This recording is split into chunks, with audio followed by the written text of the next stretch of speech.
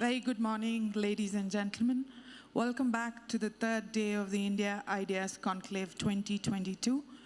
For the first session this morning, we have with us a media panel. May I request our speaker, Abhijit Chavda, astrophysicist, onto the stage, please.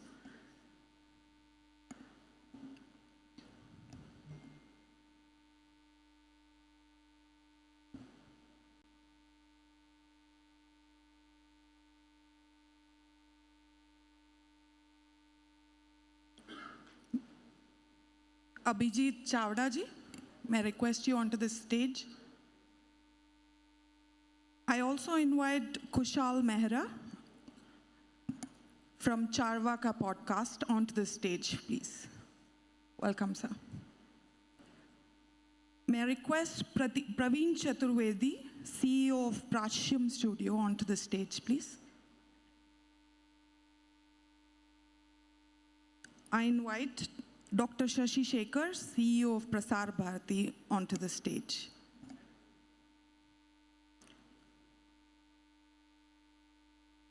Welcome, sir.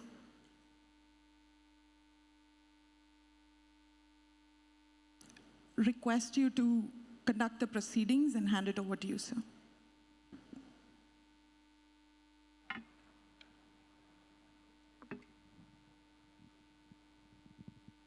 Good morning. I think it's a very pleasant weather here in Bangalore compared to Delhi, where I've come from. Very happy to have an excellent panel this morning. I think the media landscape has seen dramatic changes, and I think it continues to evolve very fast. We went from an era of Doordarshan and All India Radio being the only sources of electronic media. Today, practically every one of us is a media source with our smartphones, being able to create content, publish content, and disseminate it. I think what we are seeing with the meta era is this is perhaps going to the next level, where there will perhaps be a far more virtual reality-based consumption of media. I'm already seeing that with my children. They no longer read newspaper, they don't watch television, they don't listen to radio. Their sources of news are perhaps from Twitch or Fortnite or God knows what new app that is doing the rounds. So we are seeing a completely different landscape for the future of media, future of content. And what does that mean to all of us? And I think that's perhaps a very pertinent question. So maybe we can go around, starting with you, sir, with your maybe perhaps a brief introduction and your thoughts on the subject. Thank you very much, sir. My name is Abhijit. I'm a physicist, and I'm also a YouTuber these days. So when we think of media, we typically think of the entertainment industry and the news industry. But media has taken lots of forms over the millennia. It's been rock carvings, it's been newspapers, it's been libraries, and much more. Now, an interesting transformation happened in the 18th and 19th centuries when the first newspapers came out. So before that, whatever information was stored, encoded in the media was the most valuable and important information that a society would have. That's what was transmitted in various forms of media. In the 19th century onwards, you had newspapers because apparently people needed to know what's happening all across the world. And you had things like pulp fiction, entertainment in the form of writing and so on. So things changed in the 19th century onwards. The information that was being transmitted became less important, less valuable in the long term, but it became scalable, it became monetizable. So media became a big business. You could make millions, billions, trillions of dollars if you had a media company.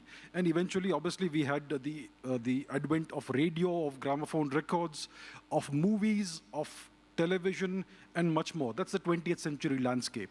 So that is what we now call legacy media. And because of this widespread nature of media, it became a very influential thing. Politicians understood it immediately. So media essentially became an influence operation. Hollywood is an influence operation. It's an American influence operation. The USSR defeated the Nazis in continental Europe, but we all think it's the Americans who did it because they saved Private Ryan. So that's the kind of influence media has, entertainment has, and so does the news industry as well. Now, in the 21st century, things have changed. Obviously, from the 90s onwards, the internet became a thing. Initially, we had Web 1.0, flat HTML and CSS static websites. Then you had the advent of Google search. Then you had YouTube, and then you had interactive websites. So the end users became the content creators. That's what started happening. And that's how a lot of metadata was generated, which is all now being mined by the big data companies. They have been doing this for the past 20 years. And today, the media landscape is very different. We are entering the meta era in 2022. So a handful of very large monopolistic American companies have decided to transform the world. And that's where we are at today. Now, who is the target of this? I mean, we can unpack this in great detail, but they are laser focused on the next generation, on Generation Z and Generation Alpha, which is essentially the kids of today, the children, the teenagers, 15 years old, 13-year-old kids, even the 8 to 10-year-olds, and even the toddlers. That's whom they are investing in. It's a huge investment they're making. And there are certain characteristics that all of these kids have in common. Firstly, they were all born in an era where you have 24/7 access to good internet. Secondly, they all have access since birth to smart devices. And thirdly, they all have been exposed since their birth to streaming services. So that's the kind of world they have been born in.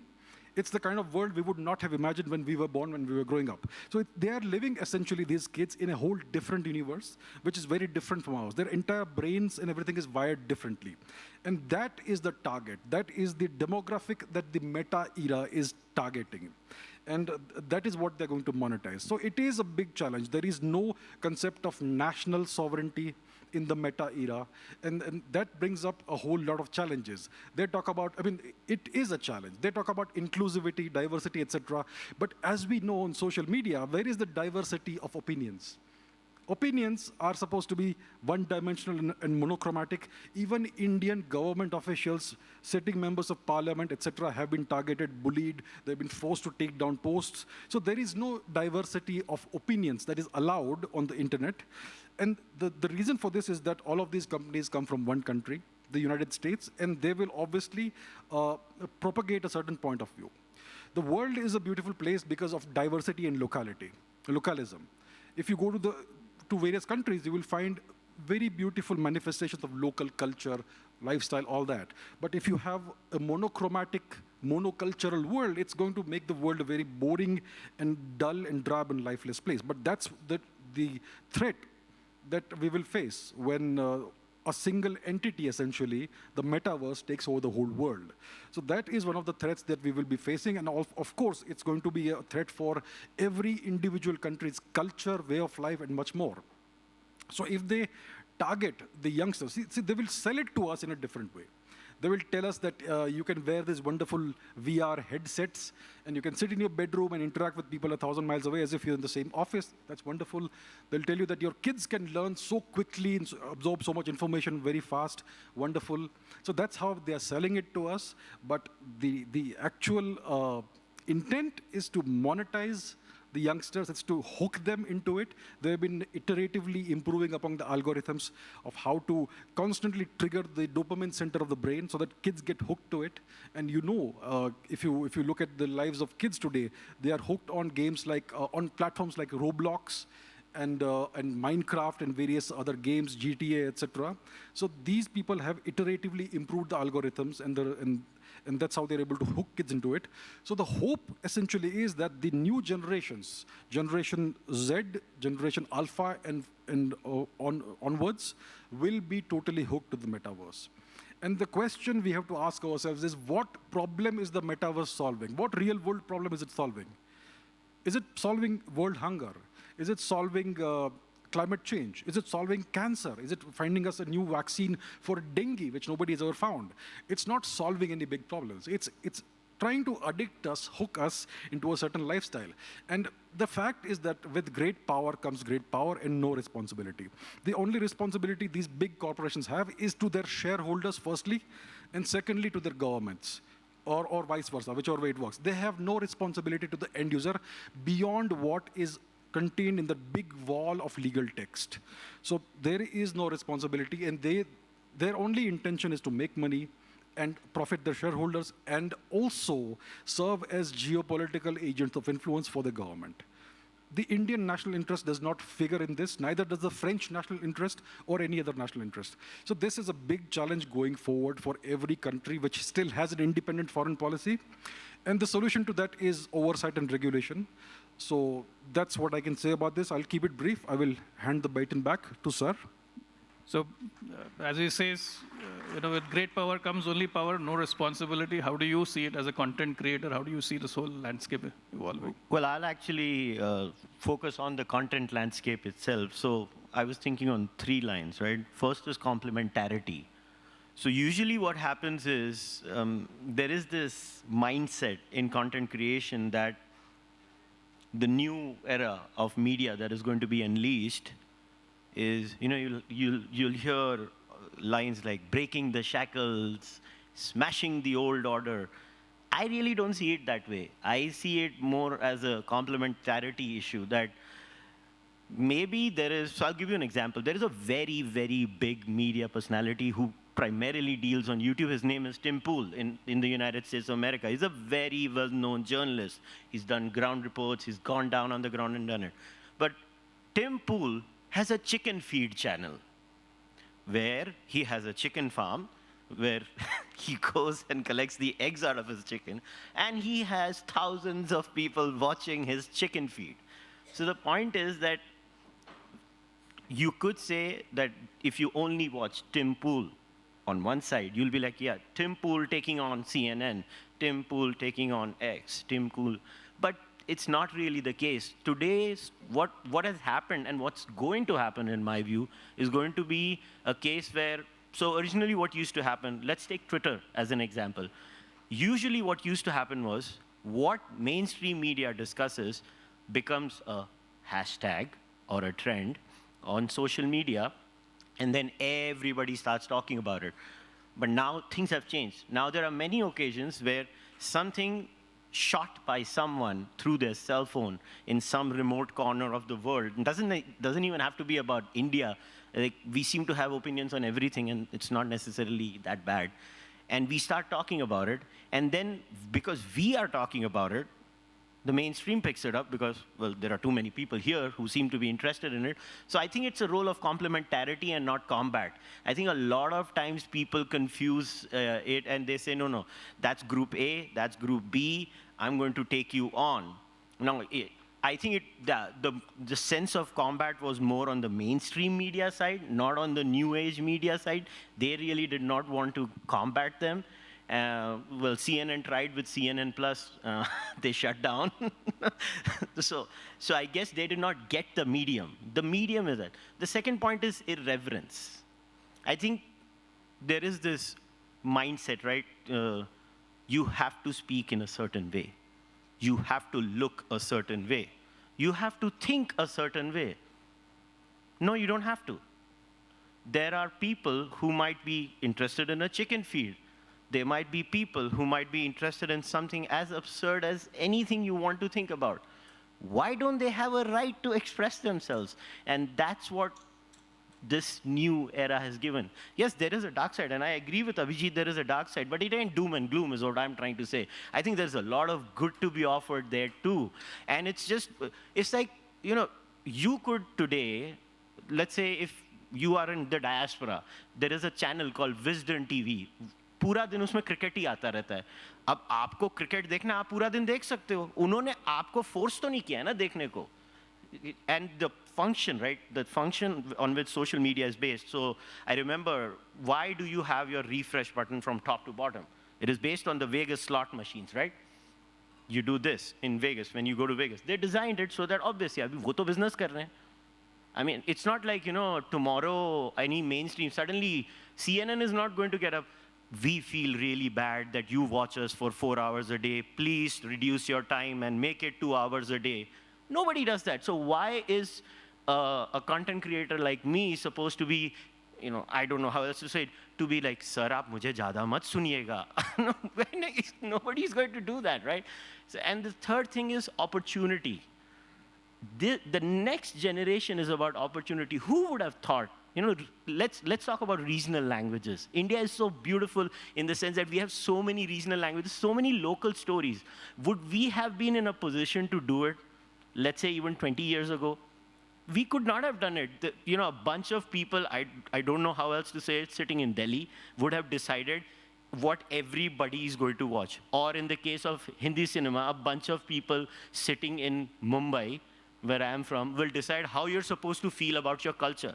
Today, you have the opportunity. I'm not talking about whether you have to be right or wrong factually. That is secondary. It's about opportunity. Today, you have a local kid sitting somewhere in remote parts of India. They have a camera, they shoot it, they have data, they upload it, and they have their own crowd. Who cares if somebody in Mumbai is interested in listening to them? This is opportunity. You create new careers, you transform lives. Now, I was an entrepreneur for a good 20 years of my life, and then I dabbled into podcasts because I loved the art. I mean, everybody says, beta, 15 minute बात करना, उससे ज़्यादा नहीं करना, कोई सुनता नहीं है. मैं 2 घंटे करता हूँ. मैंने राम माधव जी के साथ 1.5 घंटे बात की थी. लोग सुनते हैं, लोग सुनना चाहते हैं. हाँ, सब नहीं सुनना चाहते. Not everybody wants to listen to it. जिनको नहीं सुनना वो नहीं सुनेंगे. मगर यार जिनको सुनना है उनको तो opportunity दो कि कोई ऐसा मौका करे. This is what has changed. So I think it's about complementarity, irreverence, and opportunity. That's the next generation. And I'll leave it at that. Fantastic. So as a content creator, he says that it's all about opportunity. So what are your thoughts on how the media landscape is changing? Yeah. So namaskar. I'm a filmmaker, and I had Prachyam Studios, which is a studio which is dedicated to making films only on Indic themes, Indic values, Indian culture, heritage. And so I will limit my perspective, to the world of filmmaking, whether it is fiction or non-fiction, because there's some other learned panelists here who are sharing their perspective. So before I start, may I request, may I show you just a glimpse, of our vision of, how we want to take, the cause of Bharat moving forward.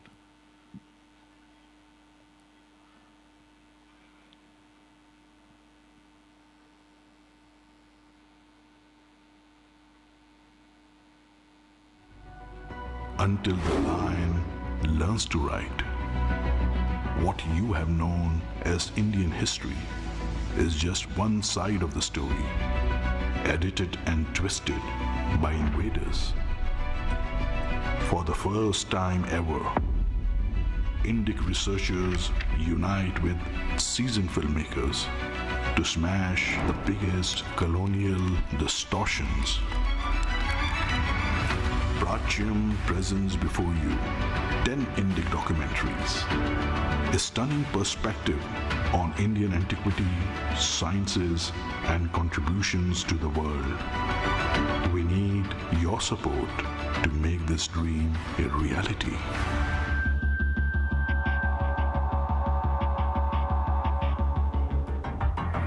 Our childhoods have been inspired listening to glorious stories of Bharatvarsh, times when avatars walked amongst us.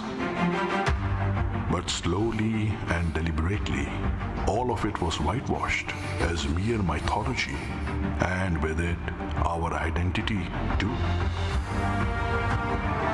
We were taught that there is no evidence. But what if it's right in front of our eyes and new age technology can prove it? Prachyam presents 10 Indic documentaries, a compilation of cutting-edge research that seeks the true dates of Mahabharata, Ramayana, and Indian antiquity.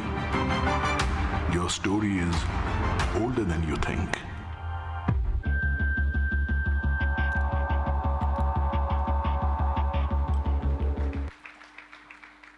thank you. So the Alliance have learned to write, and I'm happy to share this dais with some very learned lions here. I, again, have to make just 3 points, as we are rebooting into the new meta era, into the new age media. I think, we have to analyze very closely and we have to strategize, accordingly. First thing, moving forward, we have to remember that who we are. So as we move forward, we have to take along the imprints, of our great culture, the great tradition, the great heritage along with us. And we have to remember that we belong to a very great civilization, which is the oldest in the world. And we have to remember that, for example, me, as I sit here, I don't sit as an individual here. I carry a legacy of my ancestors. And those ancestors can be traced back, to a rishi, who is my Gotra rishi. And also, as I belong to a Guru Shishya Parampara, I am also a torch bearer of the legacy of my gurus and his gurus, and that can be traced to Adi Guru. So it is very important that we keep in mind as we move forward that who we are, and that actually gives brings along a lot of responsibility on us, that how we should move forward into the new era, into this meta era. Second thing is, what are we doing? What we are going to do. We have to be very careful about what content we are going to create, what we will make, what we will churn, and what we will put out there. Because it is going to stay there for posterity. And we have to keep in mind that what will be the consequences and what effect will it have on the viewers, especially on the young generations, on the young impressionable minds. We have such great stories to tell. Such great people have walked this earth. We have such great rishis, great gurus, great munis, siddhas, saints, scientists, patriots, writers. There are so many stories to tell, and India has had a great tradition of storytelling. Yesterday I was talking to Swami Mitranand, he's here, and I was so delighted to know when he shared with me that they are going to make a film on Adi Guru Shankaracharya. I was like full of bliss. I said, these are the stories this country and the world is waiting to hear. So we have to keep in mind, we have to be careful about what exactly we are going to do, what exactly we are going to create, what exactly we are going to put out there. So we have to put stories which are truly inspiring, which are aligned with our values, with our culture, with our civilizational roots, so that it can inspire the coming generations and align them for the cause of Bharat. These great people, they can be the greatest role models for the coming generations. So their stories need to be told. Not the role models are not those actors who are dancing around the trees. I mean, it's a world of illusions there.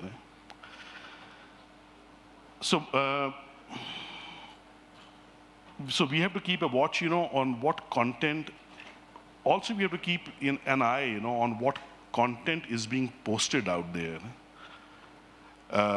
And if we feel that the content is not correct,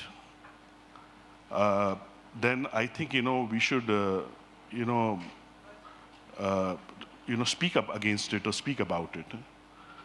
I would like to mention here that there have been, content, which were part of a very false propaganda, which had a very sinister design, against Bharat. And one such content was a TV series called Leela. And Ramaji is here. I don't know how many people have seen Leela, but it symbolically talks about what I felt was, the Sangh. It shows, the organization is going to come in near future, as, it's showing, as a very dystopian, future for Bharat. And, they have come in power and they are abusing the power and, doing all kind of atrocities against the people of our country. So we have to watch out for such things, And I think we have to,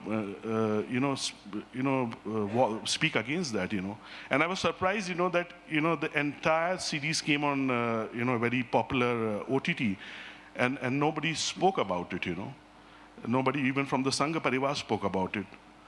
And I think, they were very successful in doing what they wanted to do, to do the subversion, of the youth and to paint, such a picture of what they wanted.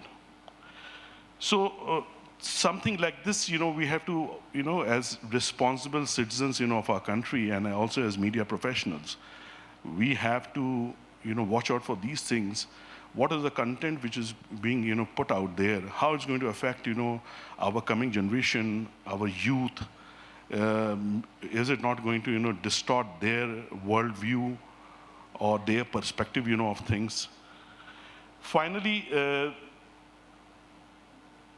third point that I would like to make is that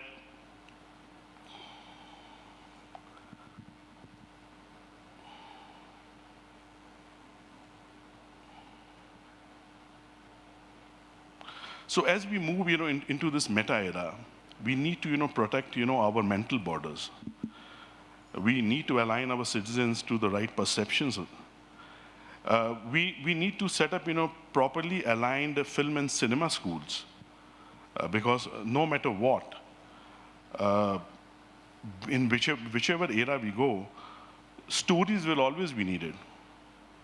The implementations, the execution of the stories can be modern or ultra-modern or very advanced, very sophisticated, but the stories are going to be told and stories are going to be listened by people.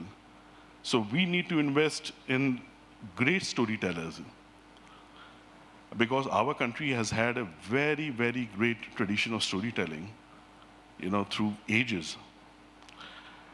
So keeping in mind, what will be the consequences, we have to be aware, as we move on, into the next era, that what can be the consequences of what we do. We have to protect, the young generation, the unprepared mind, who can tilt to, unfounded narratives, which can be dangerous. We have to bring about awareness in parents. They have to wake up, to the reality of the new era. And also very important is, imparting the right values to the young.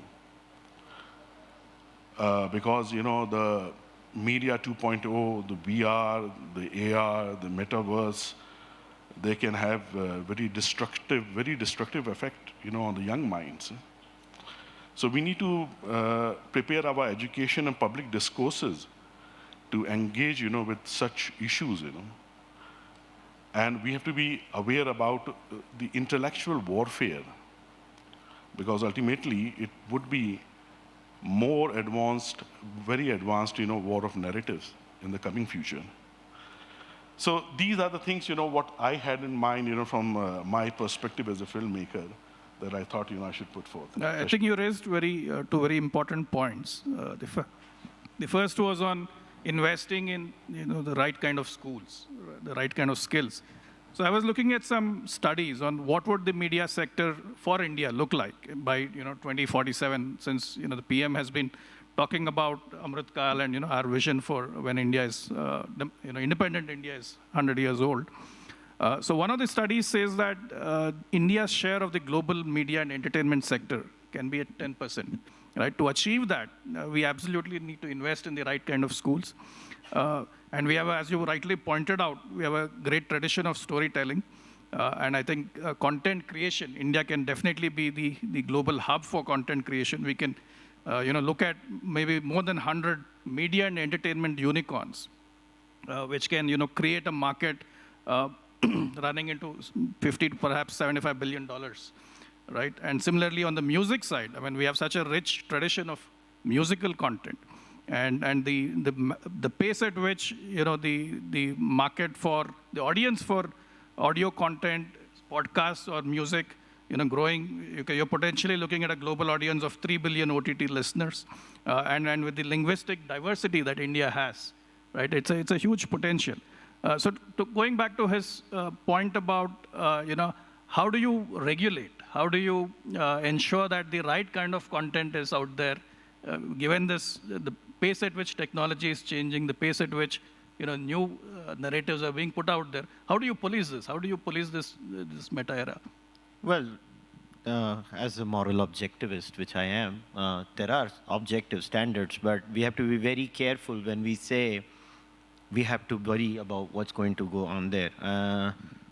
Just to give you an example, maybe in the 1960s, what was considered fine or not so fine is considered fine today. I mean, to use the example of the moral arc. The moral arc keeps expanding. So what may have not been allowed to say 20, 30 years ago, look at Hindi cinema. We've come a long way. How many remember, the furor on that song? What was that song called? So, Choli ke piche kya hai, kind of. I remember it was such a huge controversy at that time. But I could assure you today, that would not be a controversy. We have new controversies to deal with. So the point is, when we talk about policing content, first of all, we don't even understand the technology then. Okay, you can maybe shut it down to a limited audience, let's say here. You can't shut it down for the whole world, right? People are going to access it. So more than dealing with the censorship view, my is how do you create mechanisms where you can respond. I think responding is always a better way. Let people create content which maybe hurts your sentiments. It has to be there, but it's your job to respond to it. That's where the game comes. And how do you make sure, the key was what Abhijit said. Today, I myself, including Abhijit, we're both on YouTube. I'm sure Abhijit must have gotten that email too about the Russia-Ukraine crisis, where if you speak about the Russian point of view, or you are Russian adjacent or Russian sympathetic, we will demonetize your video. So what demonetization is, that you can't run ads on your video, you cannot make any kind of money on your video, and if the lords at YouTube decide, you know what, I don't like you, down you go, you get a community strike. So that is something we need to worry about. So what we can do is, maybe we force these giants, because there are network externalities, and whether we like it or not, the reason Twitter works is everybody goes there to fight. So if you create an echo chamber, it becomes boring, right? Everybody enjoys a good sparring session. That's why they're on Twitter. Basically, सबको झगड़ा करना अच्छा लगता है. So वो झगड़ा करने जाते हैं उधर. So we have to make sure that while we are fighting with each other globally on Twitter, which is far better than fighting on the streets, जो भड़ास है उधर निकाल दी, जाके आगे बढ़ गए अपनी life में फिर. The point is, how do we control them to make sure our national interest is taken, which is why I totally agree with that aspect. So you can't censor. There's just no way. You can try your best. I know people think they can, but it's not going to happen. No matter what you do, it's going to be out there. And the more you do, like the Streisand effect, right? Barbara Streisand tried to stop the photos from coming out. Nobody cared about Barbara Streisand's house. The moment she spoke about it, everybody watched it. So I think censorship usually doesn't work. So, Mr. Chavda, you spoke about the power of the big platforms. And he raised an interesting point about, the Indic narratives.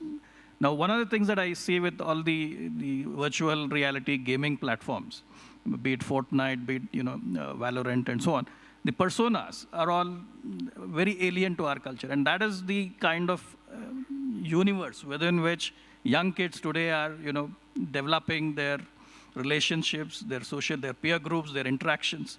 How do you see, the power of these platforms from the point of view of the cultural values and the narratives that are very subtly injected through the personas, the avatars and so on? So how do we bring in Indic elements into these platforms? That's a very good question. So that's a very important point that you're raising, that all of our kids, everything they're exposed to is not Indian. It's alien to us. The values that we are exposed to, the kids are exposed to, are not Indian.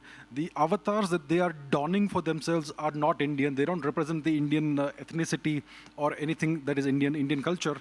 So what's happening through social media, through all these gaming platforms, virtual reality, etc., is this. It is completing the deracination that we all have already gone through. I mean, the Indian education system is terrible. I mean, let's not mince words about that. It totally colonizes us. It alienates us from our roots. So we have all gone through it. Now our kids have the same education system, a legacy of 19th century colonialism. On top of that, all of these platforms are further deracinating them. So that is an enormous problem, and that is the problem of the metaverse. It's immersive, you're totally into it, and that's the universe you prefer to inhabit. So what is the solution to this? We need our own platforms. We need our own creative developers. To paraphrase Karl Marx, we need to own and control the means of production and distribution of these technologies. That's what needs to happen. And we haven't even started that. So that would take a 20-year development cycle if we start today. So in the interim, what we can do is we could pass we need oversight and regulation of some kind. The platforms, they don't belong to us. These are American platforms. So they're going to set the rules, and we're going to have to comply. The best option we have is compliance. They don't even recognize the authority of the Indian government. We have seen that on multiple occasions. So we need some sort of regulatory mechanism in the interim until we can hopefully develop our own platforms. So that's what can happen. And of course, on these foreign platforms, if we can have our own developers who create Indian-themed games or whatever it is, then that would be great, because there is so much richness, like Praveenji said, in our culture, in our stories. So we could bring that forth in various RPGs, role-playing games or whatever. So that would help our kids reconnect themselves or anchor themselves into Indian culture, because, I mean, that makes sense. So these are some of the things we could explore, but it is clearly a very big problem, and right now we don't have the solutions implemented. Yes, I will just like to add, one thing. I did not say, about policing, the content. I even did not talk about the censorship, on various platforms. But we have to understand, that we have to draw a line, under the garb of freedom of expression. We cannot have anything, which can be opened widely, to the viewers here in our country. And as I quoted, the example of Leela, I did not say that it should have been censored. I said, when we saw it, being openly broadcasted there, we should have, spoken about it. We should have done something. There should be any regulatory body in the government. We should keep an eye on these things, and we should have, called out, and said something about it, This is what I'm saying, So one of the, I think the fundamental challenges for regulation or any regulatory authority in this fast evolving landscape is going to be about the algorithms that run these platforms and the opacity of these algorithms. So any thoughts, any one of you, on how can we address that? Well, we need to break their algorithmic monopoly by making or forcing them. First of all, we have to tell them to get their servers in our country, right? They don't even have their servers in India. They play with our data. And then as far as the algorithm is concerned, I think that's an intellectual property issue too, because like everybody seems to claim. In fact, even yesterday, when I was speaking with Harsh and Rajiv, I did talk about Jonathan Haidt's study on Instagram, for example, how Instagram has created a problem where suicide rates amongst teenage girls has increased.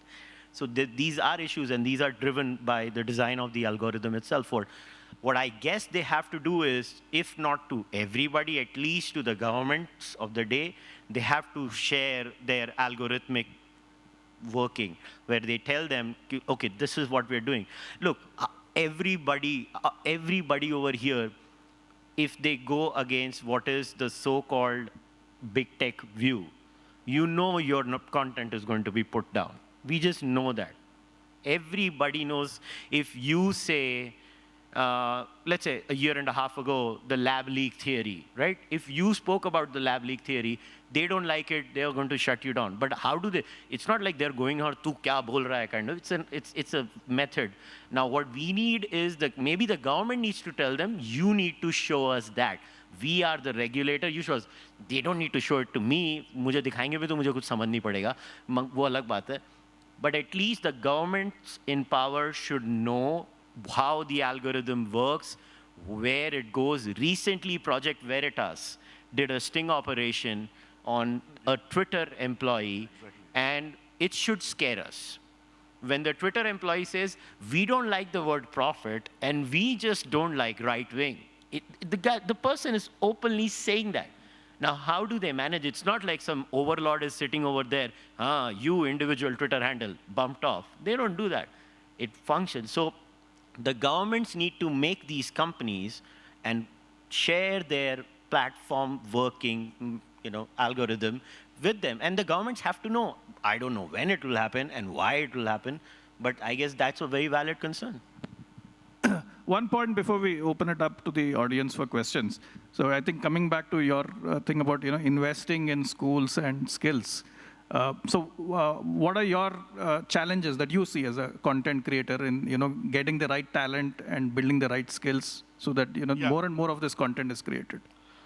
Yeah. So well, I studied filmmaking in US, and well, I saw there that in almost all the major universities in US, you had a cinema school, and very, very well-equipped cinema school. And some of them, you had a very good tie-up with the Hollywood and main industry, Coming back, to Bharat, I always found, that we have such, talented people, such great potential, such great tradition of storytelling. But we don't have enough cinema schools, film and television schools, media schools, to groom, that talent, to polish that talent, We have a very good film institute, but it is hijacked, by the communist and the leftist, So, we can't make it very productive, The private schools are not really up to the mark. So I think, there is a challenge, a bit of challenge there, but I think, the UGC and the government, should sit together, at least in the major universities. They should have now, the cinema schools, the film and television training institutes, where they can have, very good programs running into how to train people to become, great storytellers, great filmmakers, great media person, with the latest of the technology, which is in the world, on which the world is operating, get that technology on board, and in each and every aspect, of the craft, they should be, properly trained. And most importantly, apart from training, what I believe in is, they should be rightly aligned for the cause of Bharat. The Leela was made, by an Indian director using the Indian actors, by the funds, of some foreign institutions, which was speaking about against Bharat, against Sangh, against our values, against our symbolism, and we did not do anything about that. So aligning the youth, with the right perspective of life and with the right values, along with the training that we impart on them, is very, very important. So with that, let's open it up if anyone has a question. Yeah, please.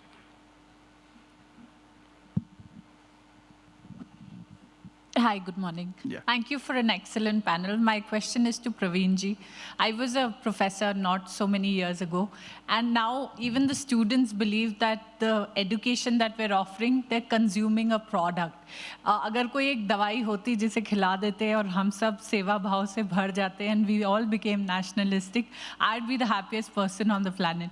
My question to you is, because China did a job and they have a different model where even the expats outside would contribute to nation building. And you mentioned schools and you mentioned storytelling. I've been a filmmaker by profession. How do you first address, let's say, behavior change communication? And we're working towards Amrit Kal, right? And the entire idea is to bring about a discourse of nationalism where you feel proud to belong to the country. And this is a very important question because you're a phenomenal storyteller, so I'd love to hear more from you on that. That's a very good question, and this is what I've been trying to do, with our studio and with our films, just to try to fill up the gap, that gap which has been created, by not a very efficient education system in our country over decades. It should have been done there, where education system in itself should have, imparted great values, would have, built up characters, would have, given that sense of nationalism to the young generation. Unfortunately, it could not do it completely. Maybe partly it did, But I think, some great Dharam Gurus are sitting here.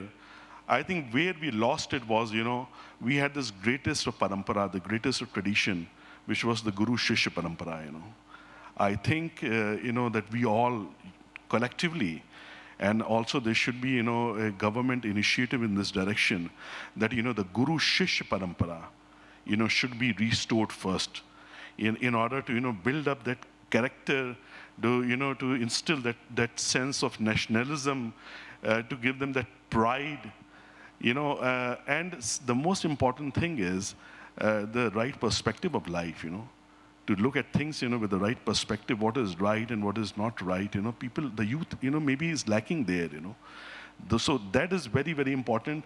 So the right education model, the Guru Shishya parampara, along with that, all the modern ways of education, training, cinema schools, greatest of the laboratories, studios, and all that, I think we will be able to do that, Madam, you had a question. Yes.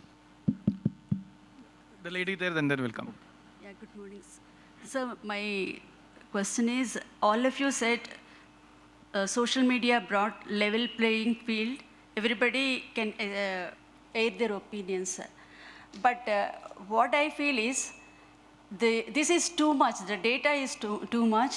And where is the time for a child, or any child, to sit and contemplate some of the things? How much is too much in the data, this thing? And then what I think is, after a few years, people will filter their own things, whatever they want, they see, and they'll end it, I think. What is your opinion on that?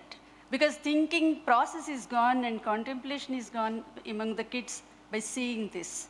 Absolutely. I think you're making a very important point, because I noticed in the last 2 years with COVID, the students, the kids being at home, they watch the educational videos at 2x speed. I don't know, how do you absorb content at 2x speed? You want to respond? Well, I can only say one thing. Social media is an experiment we did not sign up for, but we are volunteering anyways. Yeah, go ahead. Sir, myself, Ranjit Agarwal. My question to Sasi ji. Sir, when a film is an adult, age certification is given. But when the web series are exposed to every child, every home in this country, and the use of the slang language is rampant. And even my 10-year-old son has seen one web series, and he was asking, sir, what is the meaning of this MC word? So how do we want to regulate as a government, or whether in a meta era, we want to have everything exposed to everybody, we have no control? Are we surrendering to this meta era in the near future? So I can't speak for the government because I'm the public broadcaster, but I can share some developments, because recently the government has notified the digital media regulation rules. Earlier, this was not even regulated. It was free for all. Now, at least there is a framework. There is a multiple tier system. where there is self-regulation at the first tier. You can go and complain there. And if still things don't get resolved, then it gets referred at the next level to an appellate body and then to the government itself. So there is a framework in place now, and we are, I think, beginning to see that. Its impact, especially on anti-national activities, YouTube channels, Twitter handles, which are putting out propaganda, all of that is getting regulated. You raise a very important point, and personally, again, I'm not speaking as a public representative here, but personally, I feel that there is a possibility for the rules to specify that, what kind of content each web series, for example, has, which are how many scenes which are, not appropriate for children. Today, if you go to IMDb database, you can pretty much get that, how many, scenes of inappropriate content, how many scenes of violence. So based on that information, you can make the choice whether your kids are seeing it or not. Again, this is not like TV, right? It is subscription-based. You have the control in your hands. So I think the technology exists, the reference models exist, the rules are in place. I think it will get solved. Anyone want to add in it? Well, I think, what you're saying is absolutely right, but what I just have to add here is, whatever is being shown, to any viewer, whether it is young or old or the young generation or the youth in this country, shall definitely, we should have some kind of, vetting system, for that, It should definitely be regulated. It cannot be free for all, whoever wants to come and show anything. We as a society, should understand, what can be the consequences of having this open air for all kind of, media or OTT platforms. Yeah. My question is to Praveen ji. Hello, sir. My name is Dr. Lakshmi Nasman. I'm from Mysore. So you mentioned the Leela web series on Netflix and how it showed a lot of anti-India, anti-Sangh, anti-one community content. So I believe the solution is to make better videos from our point of view. Censorship is not going to work, as we all discussed. The way out is to make counter videos to that. But unfortunately, we are not seeing quality. We are seeing some just WhatsApp forward, small YouTube videos, but high quality content to counter the propaganda, so-called videos on the other side, that has to come. High quality web series on select topics. So why is it not coming? I mean, your initiative is great. I think he said that, right? We need more schools, more content creators. I think we need... And one more second question I had was... Can we take a question here because we are out of time? How do you, like your videos, I wanted that it has to be shown widely in all schools, like your documentaries and all. So it's okay for small select audience like this but how to make it more widespread so that all children of India watch it in all languages? So that's something. Well, that's a very good suggestion. We would like to work with government and NCERT, if they can make, these videos as part of the curriculum which can be shown to the students. And maybe Ramaji can help us with that, Sir, your question. And then we'll wrap up. Yeah, thank you so much. What a fascinating discussion. My question is, this is an era of narratives. And there are fake narratives are like an organized crime. And by the time you react, it's already too late and has done the damage. So how do you contain it? Secondly, in the meta era, do you still perceive the media to be the fourth estate or the fifth columnist or an overlord? Chowda, you want to? So in the meta era, the media, so we have been taught this wonderful romantic notion that the media is the fourth pillar of democracy and all that. It's never really been that way. It's always it's always had financial interests and geopolitical and influence interests. Now in the meta era, the thing is that media the legacy media is no longer relevant as far as small kids are concerned, teenagers are concerned, and they are the future of the world. In 10, 20 years, they're going to be driving the world, the engine of the world, and we will soon be irrelevant. So from their perspective, the legacy media, the mainstream media that we have today is no longer relevant. And therefore, it is not the fourth estate or anything. It is whatever it can be. It is essentially an influence operation. It can influence people in any way you want, especially when you have the algorithms that have cracked the human code, the psyche of the human being. And every person generates a lot of metadata. So they actually have the data for each person. For each person, they have the data points that tell you what sort of psychology the person has. So you can tailor content specifically for a person. So that is the challenge we are facing in the meta era. And it is a problem that we don't have a solution to right now. The algorithms are opaque. And governments, even if they impose regulations, the big data companies may not comply with that. They are too big now. They are bigger than many governments. I mean, if you look at the valuation of some countries, some companies, they are much bigger than the valuation of many countries, the GDP of many countries. So that is a problem we are going to face. Sovereignty is an issue, and compliance is an issue. So I don't see a solution right now. I mean, all of this content that is available on YouTube or wherever, it is permissionless content. You don't need someone's permission to create the content and put it up. It's there. And then it is for viewers whether they want to see it or not, depending on how well it is made or not. So these are issues that exist, and that's going to be the problem going forward. And we need proactive solutions for that. So we may need some preemptive legislation and make these companies comply with that. And eventually, in the long run, we need to create our own platforms and content. So that's where we need to be. Great. Hi, just one quick question. We are out of time. I think we'll have to wrap up. One last question. Yeah, thanks. Can I ask the question? I'm Vidyadhara here. So my name is Kshitij. Hi, Kushal, this question's for you. And this ties in with a lot of things.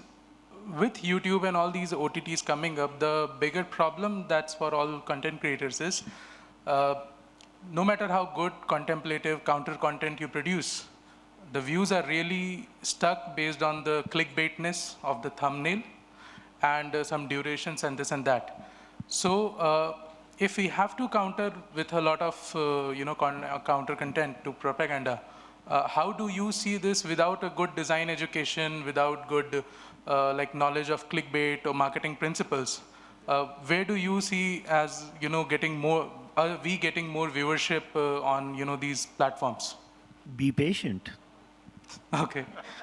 I'm patient. I started off 5 years ago. Barely anyone used to listen to me. Now they do. I just was patient. I still don't do clickbait. I have a policy. Anybody who follows my podcast knows I don't do clickbait. I have a policy of no clickbait. You work hard, you create content. Don't think about anything else. You just have to be patient. The problem is we're not patient enough. Great. On that note, thank you all. I have one question. I think we are out of time. Okay. So we'll maybe take it offline. Yeah, thanks to all the panelists. I think it was a great session. Thank you, sir, for a thought-provoking session. A big round of applause, please. May I request our chair, Dr. Shashi Shekhar, to kindly felicitate the panel.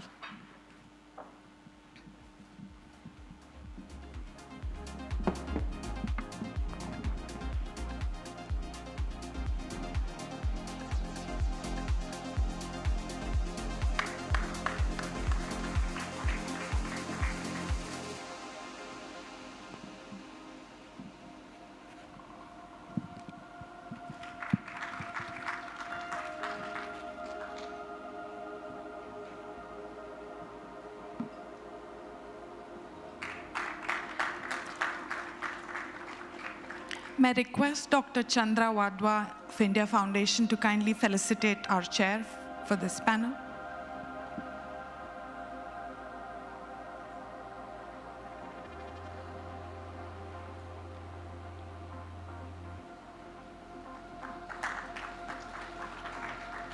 Thank you, sir.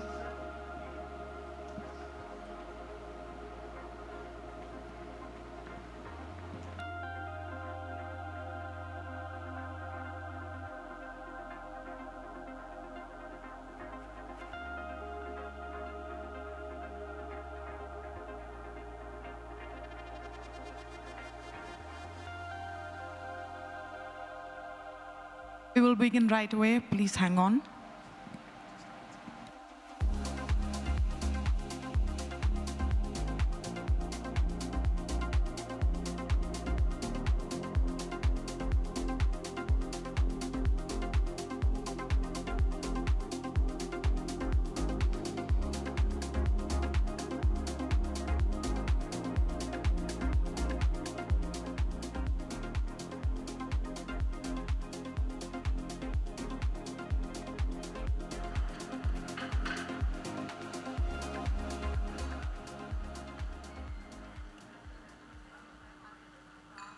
Good morning, friends. Good to see you again. Welcome to the final day of the 7th India Ideas Conclave. We now start with a very thought-provoking session on the future of society and religion in India 2.0. For the first segment of this session, we have, amongst us, two revered saints who will enlighten us with their words of wisdom. I now request Sri Chandra Vadava of India Foundation to escort our first keynote speaker, Swami Mitrananda, Director of the All India Chinmaya Yuva Kendra, onto the stage.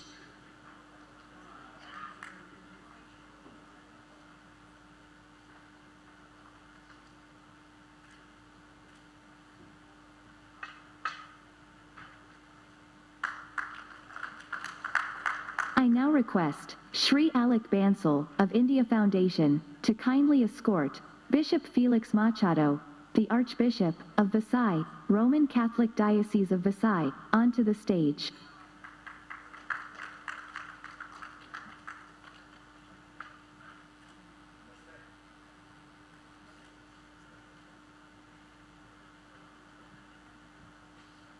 May I request Ms. Anaga to conduct the proceedings? I now request Swami Mitrananda to kindly deliver the keynote address.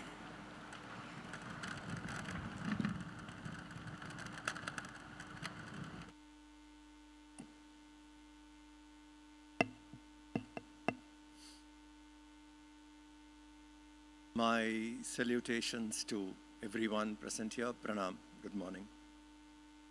Audible?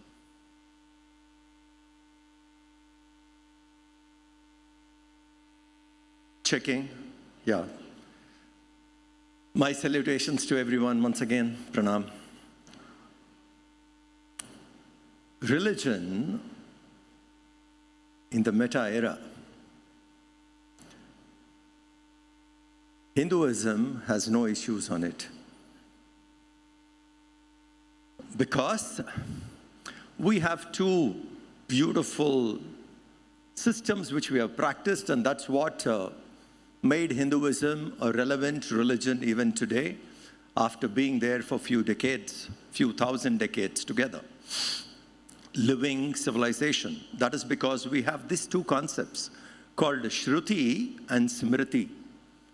Shruti is the eternal truth, which the rishis have heard in their meditation, in their silence, in their stillness, what was revealed to them, that is called Shruti. That Hindus retain as it is. But the presentation of the Shruti changes time to time, and that is called Smriti. From time to time, we make changes, how to present that Shruti. So Smriti is progressive, if you see. Shruti is eternal values. Smriti would change time to time. And that's one of the reasons. This adaptability in Hindu culture is what made Hinduism relevant even today. We have stood the test of time, and we are here still. How do we go about? I'll just share two experience. Some time ago, in our youth wing, we celebrated Ganesh Chaturthi during the pandemic time, and it was virtual celebration, and Ganesha has to go and be immersed. So we created a system on the net where each one can desire where they want to immerse Ganesha. It can be in Ganga, it can be in Mansarovar. So the children were fascinated, and they pick up their Ganesha, virtual Ganesha, travel all the way using the Google Maps, etc., and reach a particular location and drop Ganesha there to immerse. And once Ganesha goes in, the line which comes up is form to formless. And now this is a way.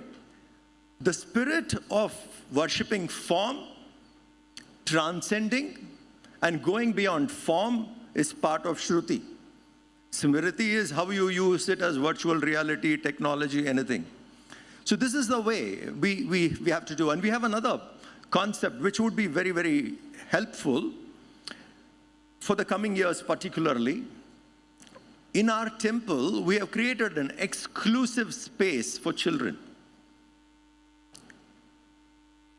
Children come to the temple. It's an exclusive space for them where they can touch the Lord, hug the Lord, and speak what you want.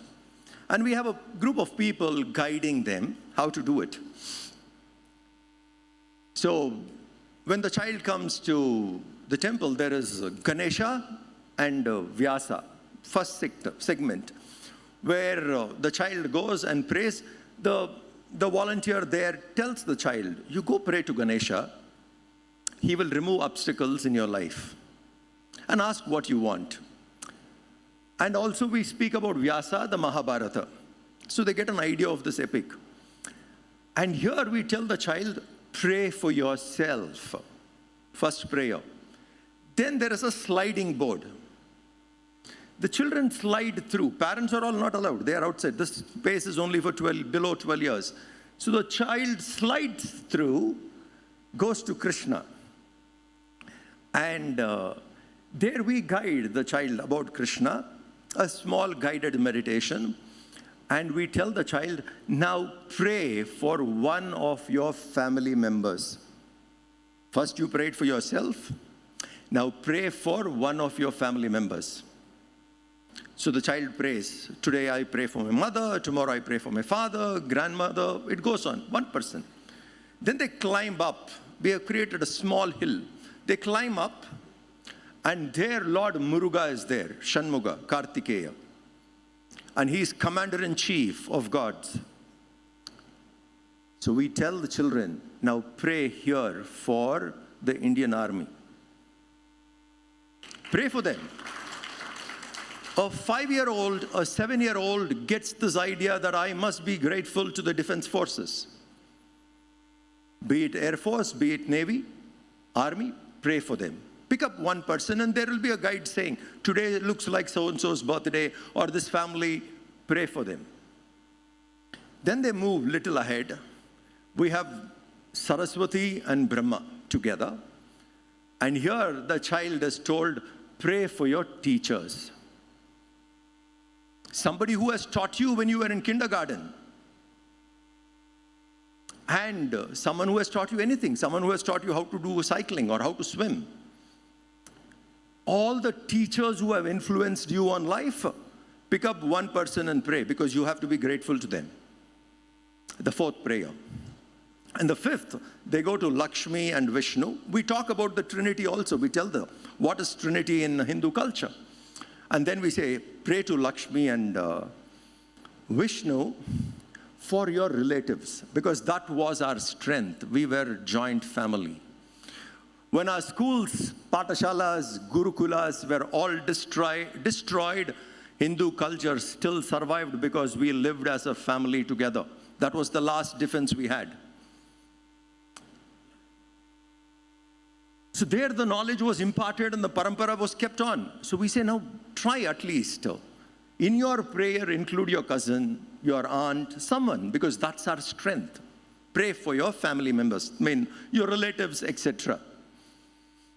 The sixth prayer where Shiva and Parvati is there, and we tell them the significance of what is Shiva Parvati, and then we say, here you pray for the people who have served you. It could be Ayama in your school who takes care of the toilets. It could be the watchman. It could be so many people. It could be the vegetable vendor who comes and offers you the vegetables. Pray for the people from whom you have received services. Sevaks in your life. Pray for them. And the next is Ram Parivar. We explain about Ram, Lakshman, Bharat, Shatrughna, Sita, Hanuman, etc. And Valmiki, Lavakusha, all of them are there in that section. Here we tell them, pray for your friends. And your friends are just not humans. Your friends are also birds and animals, plants and trees. Now, Shruti is Sarvam Kalvidam Brahma. Everything is Brahma. Everything is divine. Smriti is how you break it and tell the children. So we created this system.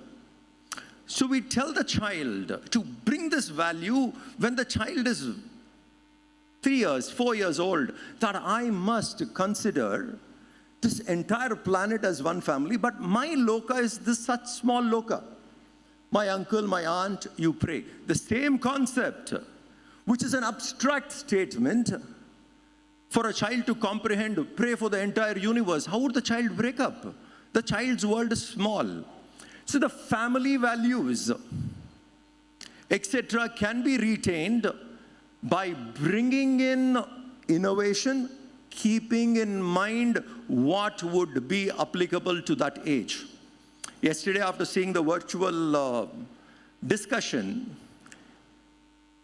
I suggest India Foundation can take up next year's Ganesh Chaturthi. What we did was a very ordinary way. But you can use the technology, bring up an app by which a child celebrates Ganesh Chaturthi virtually and can go and immerse somewhere, and they can have a route and understand the whole place. It can be done much more with technology. As the technology increases, advances, we must know to use it. In that, Hinduism has no problem combining tradition and technology together, Shruti and Smriti. We'll bring them together, and that's easy. Going further on this discussion, one of the points which we need to talk is family. I told you, when you bring in a child, give them the value that you pray for yourself, for your family, your relatives, to the nation, to the army, it expands. What is Hinduism's stand when it comes to issues like gender in the coming age? What is Hinduism's stand? Because this question people keep asking. Gender riots and various things which happens, what is Hindu stand? Remember, this is part of Smriti. It can keep changing time to time. But what is Shruti saying? Shruti says very clearly, don't look at an individual only at the physical level. Hindu stand I'm talking about. Don't look at a person only at the physical level. At the physical level, one can be a man or a woman, male, female. You are far more beyond. Dehatraya, mind and intellect, causal body, Sukshma Sharira, Karana Sharira, all that constitutes. And beyond all that is the Jiva, which has taken a body. So Shruti tells us to look at each one as a Jiva, which has adopted a body for this particular lifetime, this age, this incarnation.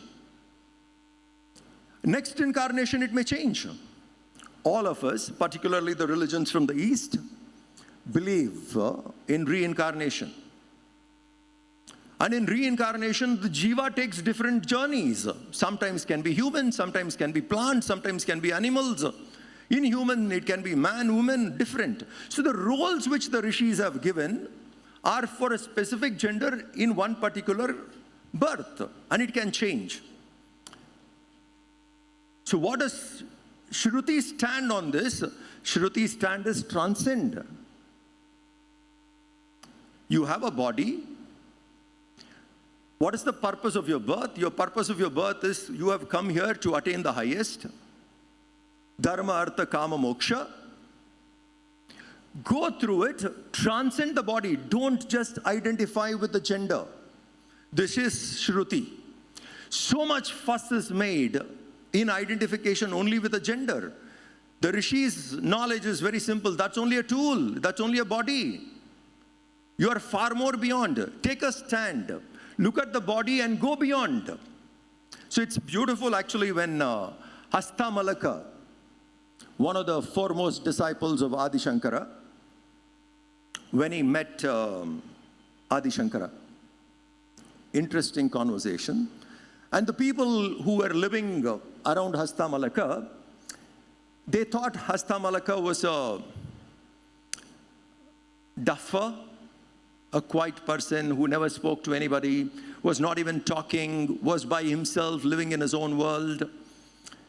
And they really thought he was challenged, probably retarded or something.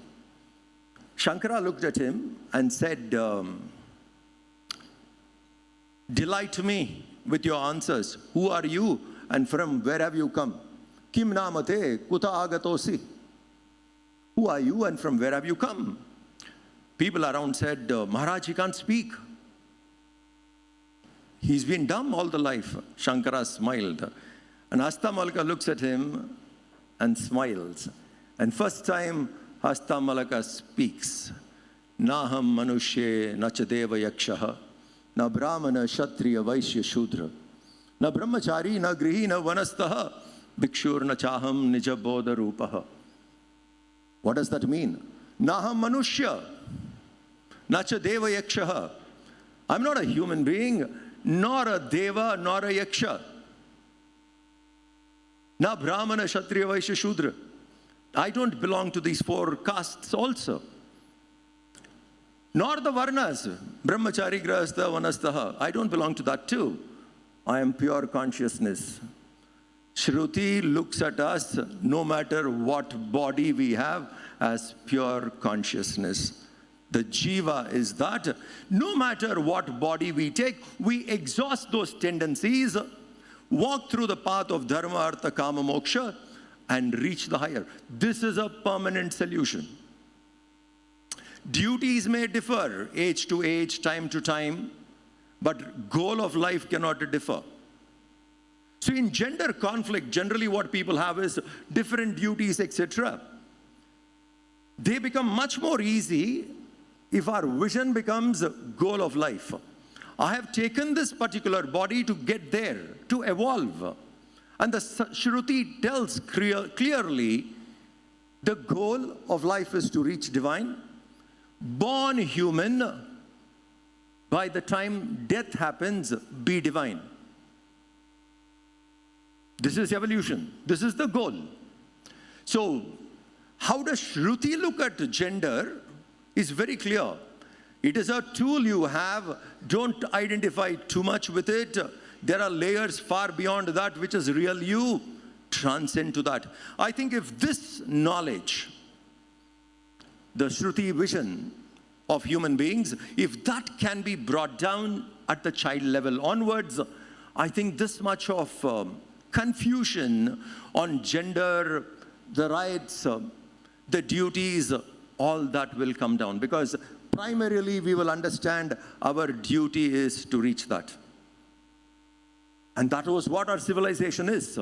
When we have moved far away, today it looks like a distant goal. But if we can re-educate, reboot the basics of Hindu structure into our schools, etc., these concepts, these ideas will drop, because the higher the goal, the lower aspects are no more a trouble.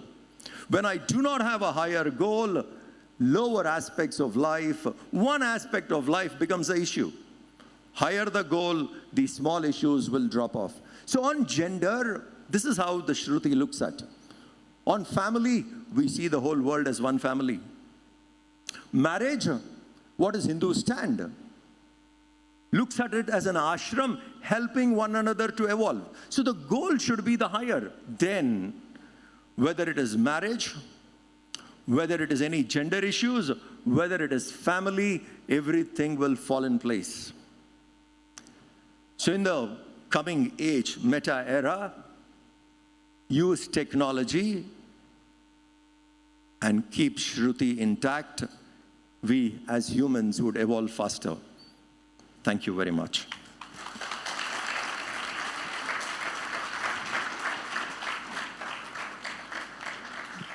Thank you, Swamiji, for those insights, for those thoughtful insights. We will now, we won't have question answers. We now move on to our next Bishop, Felix Machado, to deliver his keynote address.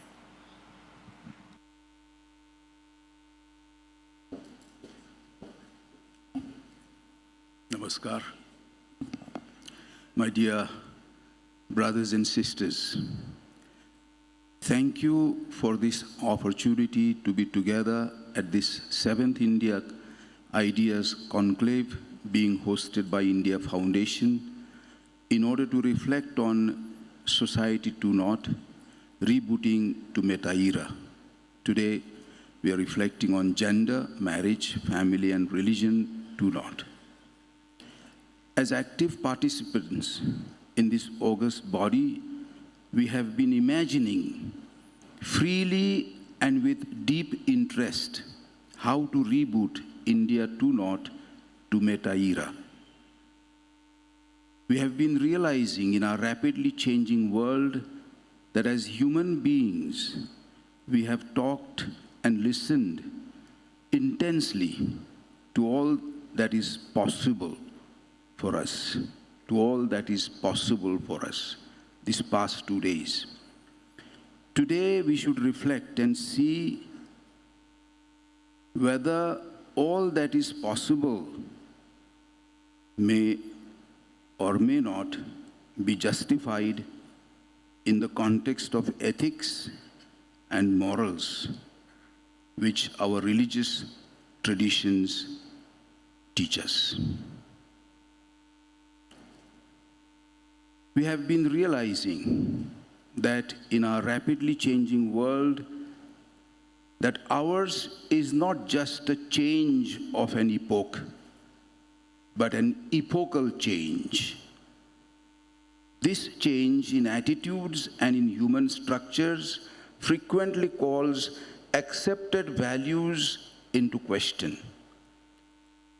Many look forward to a genuine and total emancipation of humanity wrought solely by human effort.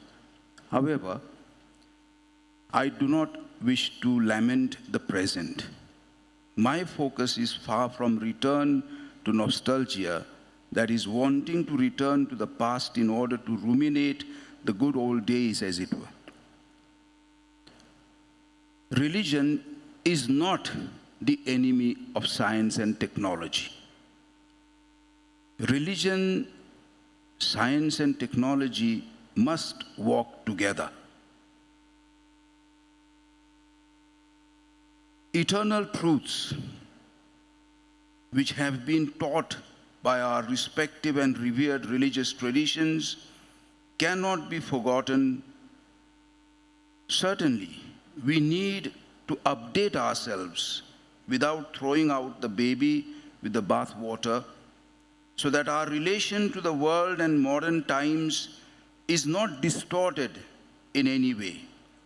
Let us not stop from learning how to live wisely, to think deeply, and to love generously.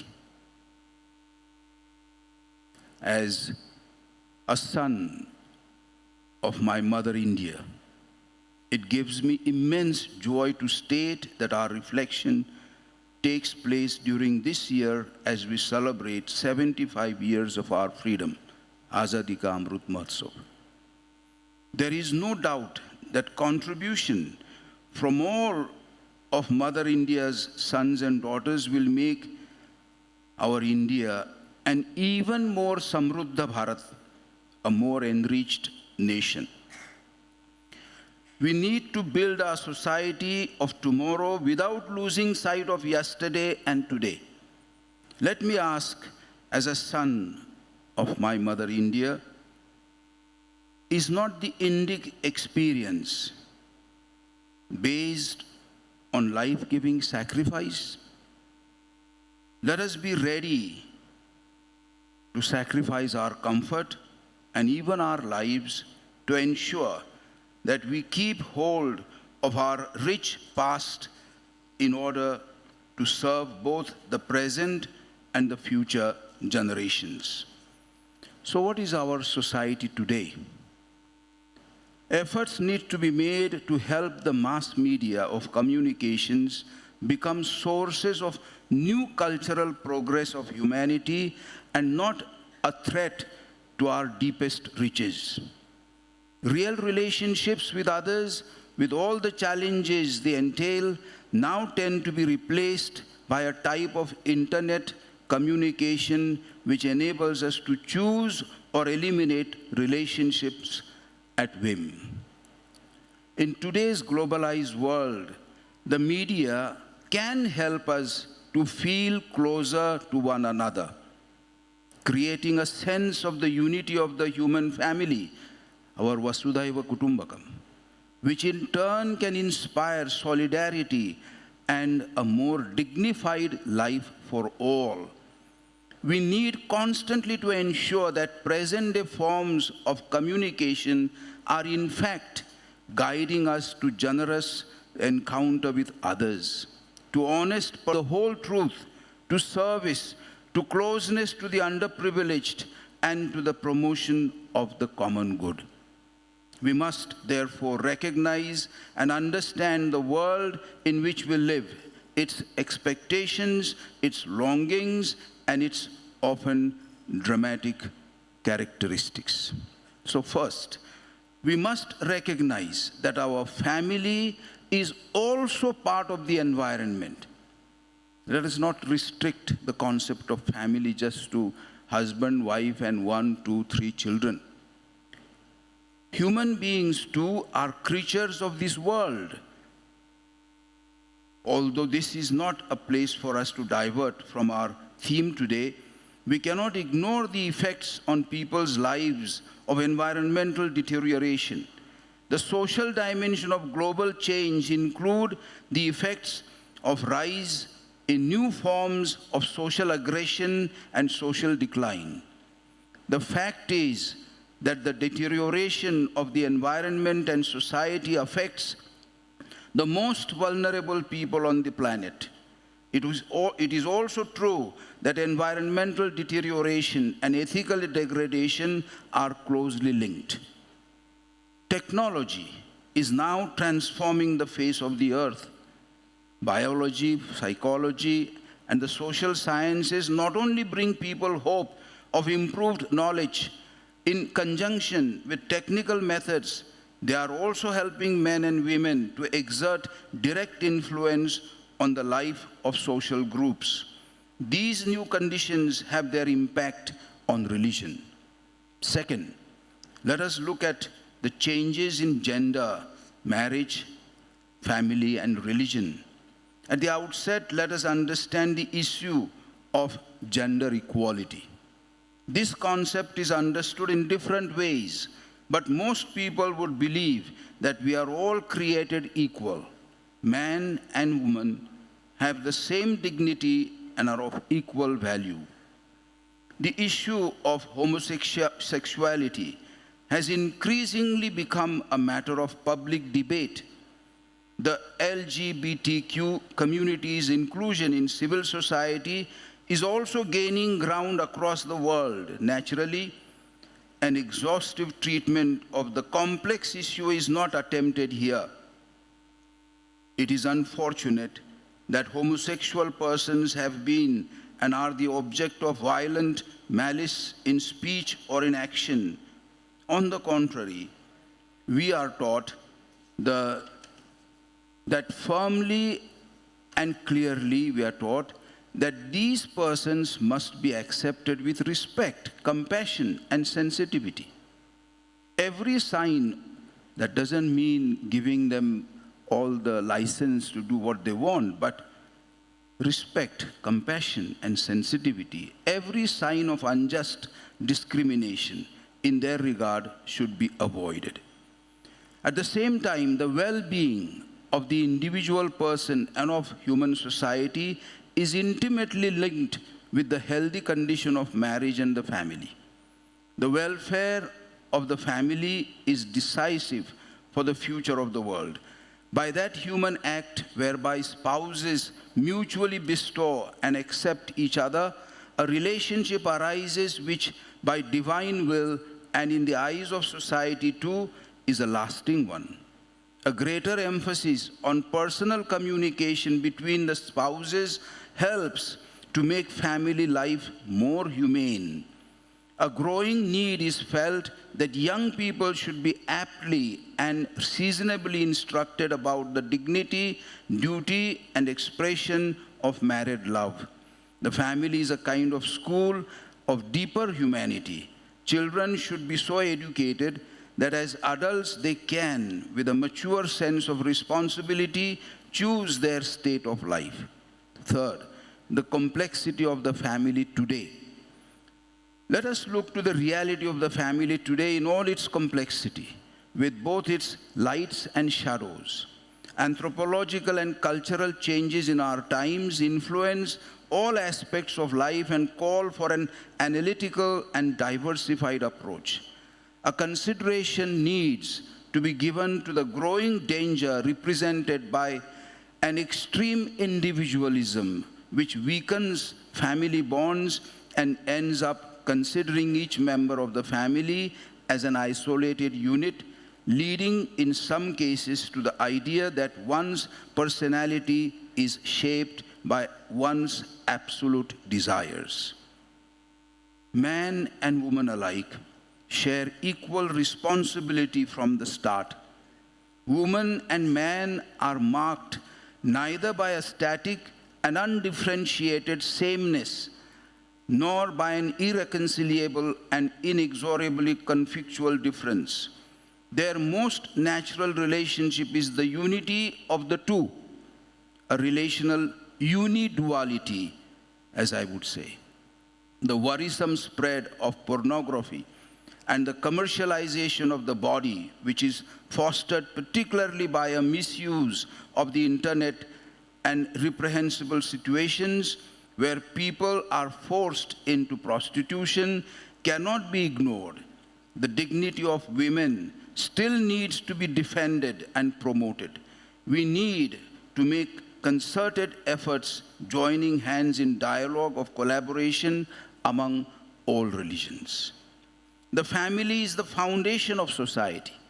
In it, the various generations come together and help one another to grow wiser and to harmonize personal rights with the other requirements of social life. Public authority should regard it as a sacred duty to recognize, protect, and promote the family's authentic nature, to shield public morality, and to favor the prosperity of domestic life.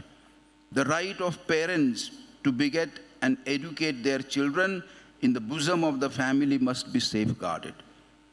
Here, we must acknowledge the sad fact that the traditional cultural and family values of our great Mother India are under threat not just from inside our society.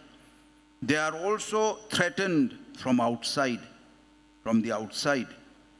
Pope Francis, in his annual address to the diplomats in January 1922, rightly warned against what has often called the ideological colonization of cultures like our Indian culture.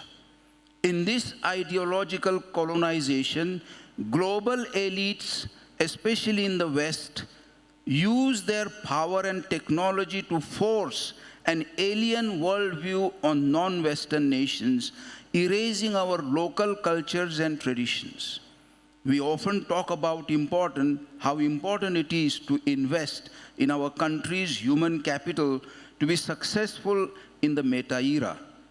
But we must also redouble our efforts to defend our country's unique cultural capital, including our spiritual capital, to preserve and strengthen the greatness of who we have been and who we are today and who we should be tomorrow, even amidst accelerating global changes.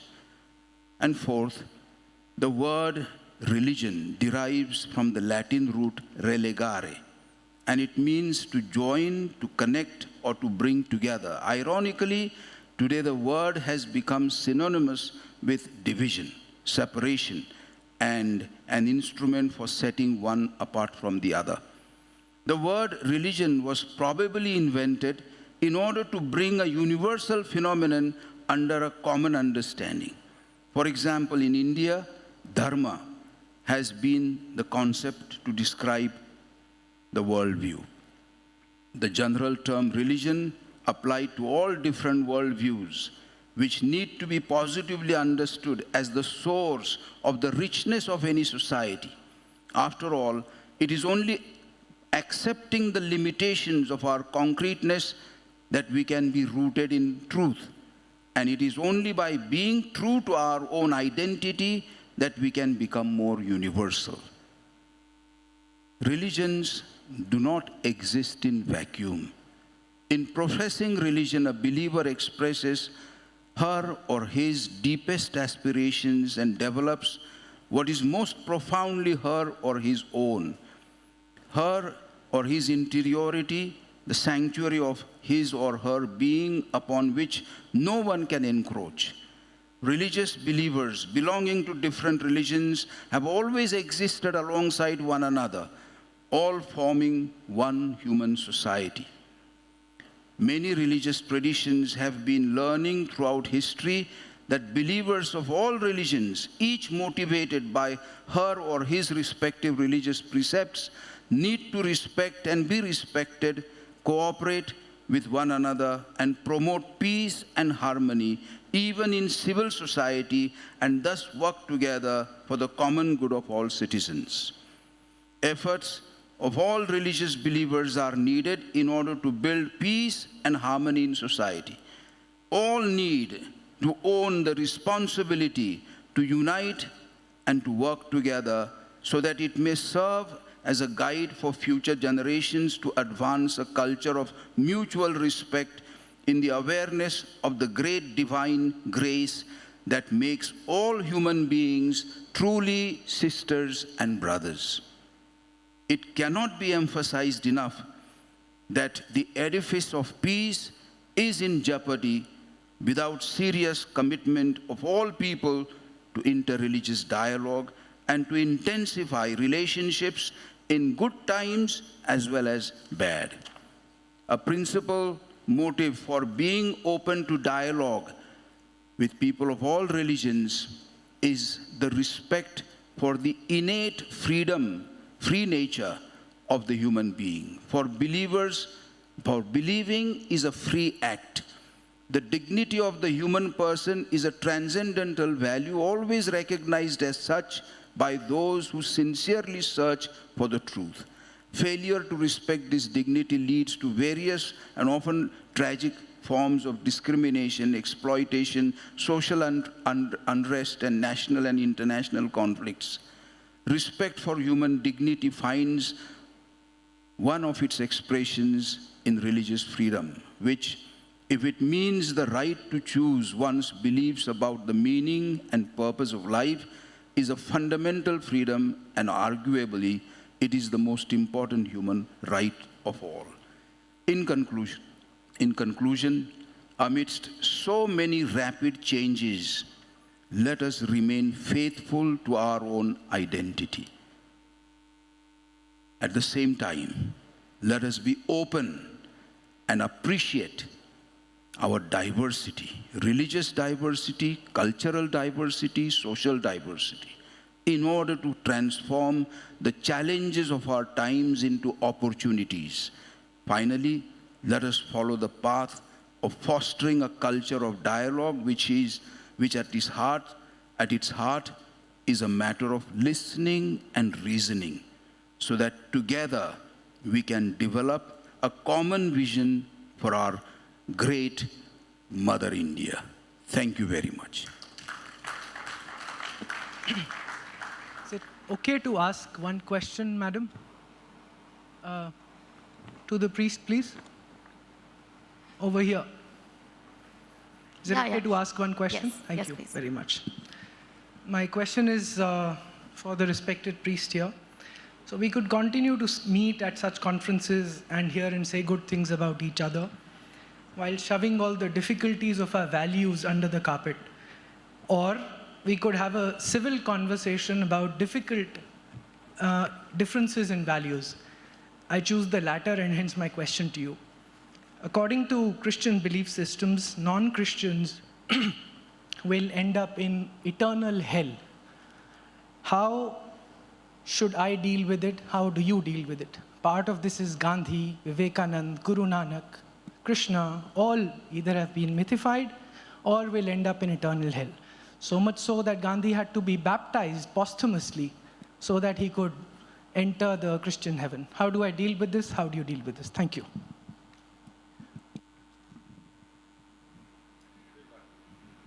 Yes. Thank you very much for this question of yours. I think, we have said, Swamiji has said, I also said, that we are not static when we think of religions. There have been times when religion has also taken values that it should not have taken. I think as human, this is not the fault of religions as much as it is a fault of us human beings who lack understanding sometimes. Now, this, what you said about somebody who is not a Christian going to hell, is absolutely not tenable. Only God will decide what is God has to decide. So therefore, I think we cannot talk about things that we don't believe. I'm representing here the Christian Catholic tradition, and I'm representing also all the bishops as Secretary General of our body. And I have been professor of religion. More so, my PhD has been on Naneshwari, and that too abroad. So I think if somebody told you this, that somebody must have been living in past era or something. We are rebooting to enter into Meta era. And let us now see dialogue also can correct many notions. He spoke about Shruti and Smruti. I teach Hinduism also, but I teach Hinduism as addition to a Hindu who teaches, and I complement by being an Indian. And I think, here it is, we have to really admit that there are unchangeable truths, but this is not one of them that, a Christian believes that one who is not a Christian will go to hell. It is all left for God. We behave as we should behave here. God will see who goes where. Thank you. I'll just like to add something here, continuing the same thought, keeping the question in mind. Religion in the Meta era, all religious responsible people, heads holding positions, etc., have to come together not to recognize the commonalities, that which we have done for thousands of years. What is common between us? We have to come together to make one statement that all religions are valid. All paths are valid. All paths will lead you to the higher. The moment the religious authorities agree on this, religious conflict will end. So the coming era, rebooting religion, it is very, very important for us that people who hold responsible positions in the field of religion have to stand up and say, all paths are valid. The violence will end immediately. If one claims one path is superior, then the conflict will never end. Identifying, playing, recognizing commonalities will not work, which we have tried for so many thousands of years. The simplest would be come out openly and say all paths are valid. With that statement, the conflict will end. Or organizations like India Foundation has to take up this initiative, identifying religious heads who are willing to come forward and make the statement. That can set the narrative better. Thank you. But Swamiji, wonderful. No, sir, but this is not the core Christian belief that all paths are valid. No. How do we deal with it? Sir, I it? kindly request you to take this outside, please. Thank you. We'll just take one more question. Can I? Swamiji? Sure. Swamiji, namaste. Yeah. One thing that you said, definitely I agree with. We have to reboot and realign the Hindu Indic Sanatan principles to suit the modern education. My question to you is, Chinmaya Yuva Kendra is doing wonderful work. Is there anything that you do to work with schools to achieve this objective, to realign and reboot the Sanatan values? How much time do I have for this answer? 2 minutes? Please. Yeah, thanks. Okay.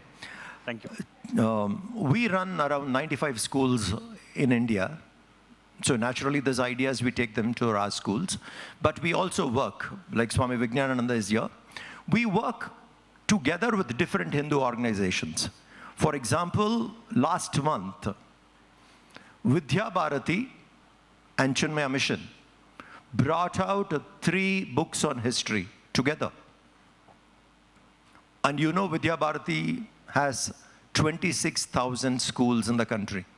26,000. So these 2 organizations have come together and we have created a new curriculum, new history books. For 6th standard, we call it Radiant Bharat. For 7th standard, it is Resilient Bharat. For 8th standard, it is Researchant Bharat. This history is from the Indian perspective. So in the field of education, I'm sure very many spiritual organizations are very consciously working. Since you have asked this question, I'll tell you. We helped the government of Gujarat in aiding them to create a curriculum for 6th, 7th, 8th based on the Bhagavad Gita. So we have given them 21 lessons. Now the government asked for some help and Chinmaya Mission was part of it. We are working with government of Assam in creating a curriculum from 1st standard to 10th standard on value-based education. So in the field of education, I think most of the spiritual organizations in the country are doing great work. Thank you. Thank you, sir. We would now like to call upon Mr. Raghavendra GS to kindly felicitate Swami Mitrananda.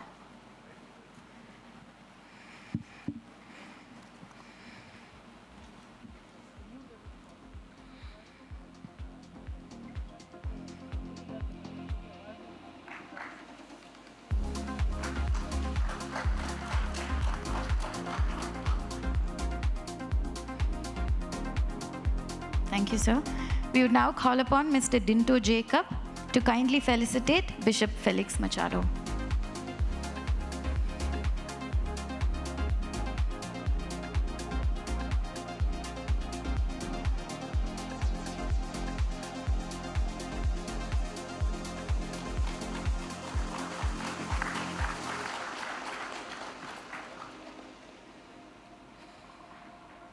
Thank you so much. I now hand over the rest of the proceedings to Rami Desai.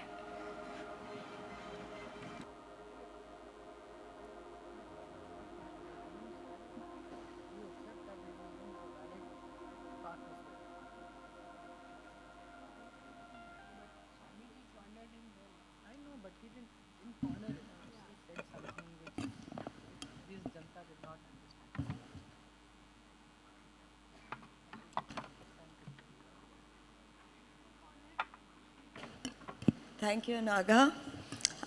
Good morning, everyone. Before we start the second segment, may I please remind all of you to check out before noon. Thank you. Now we move to the next segment of the session, which promises to be very exciting. It is called Society 2.0, Gender, Marriage, Family, and Religion 2.0. I would now request our esteemed panelist, Brinda Agdiga, Director, Global Concerns India, to come up on stage, please. Gopi Shankar Madurai, South Regional Representative, National Council for Transgender Persons, and Ami Upadhyay, Vice Chancellor, Dr. Babasaheb Ambedkar Open University, onto the stage.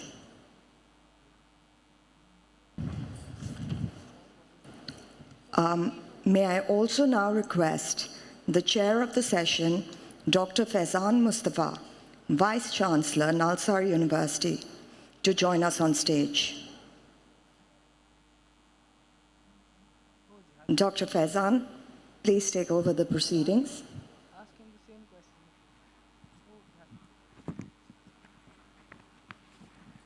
Thank you so much. We are running behind schedule. So ideally, each speaker should get about 8 minutes.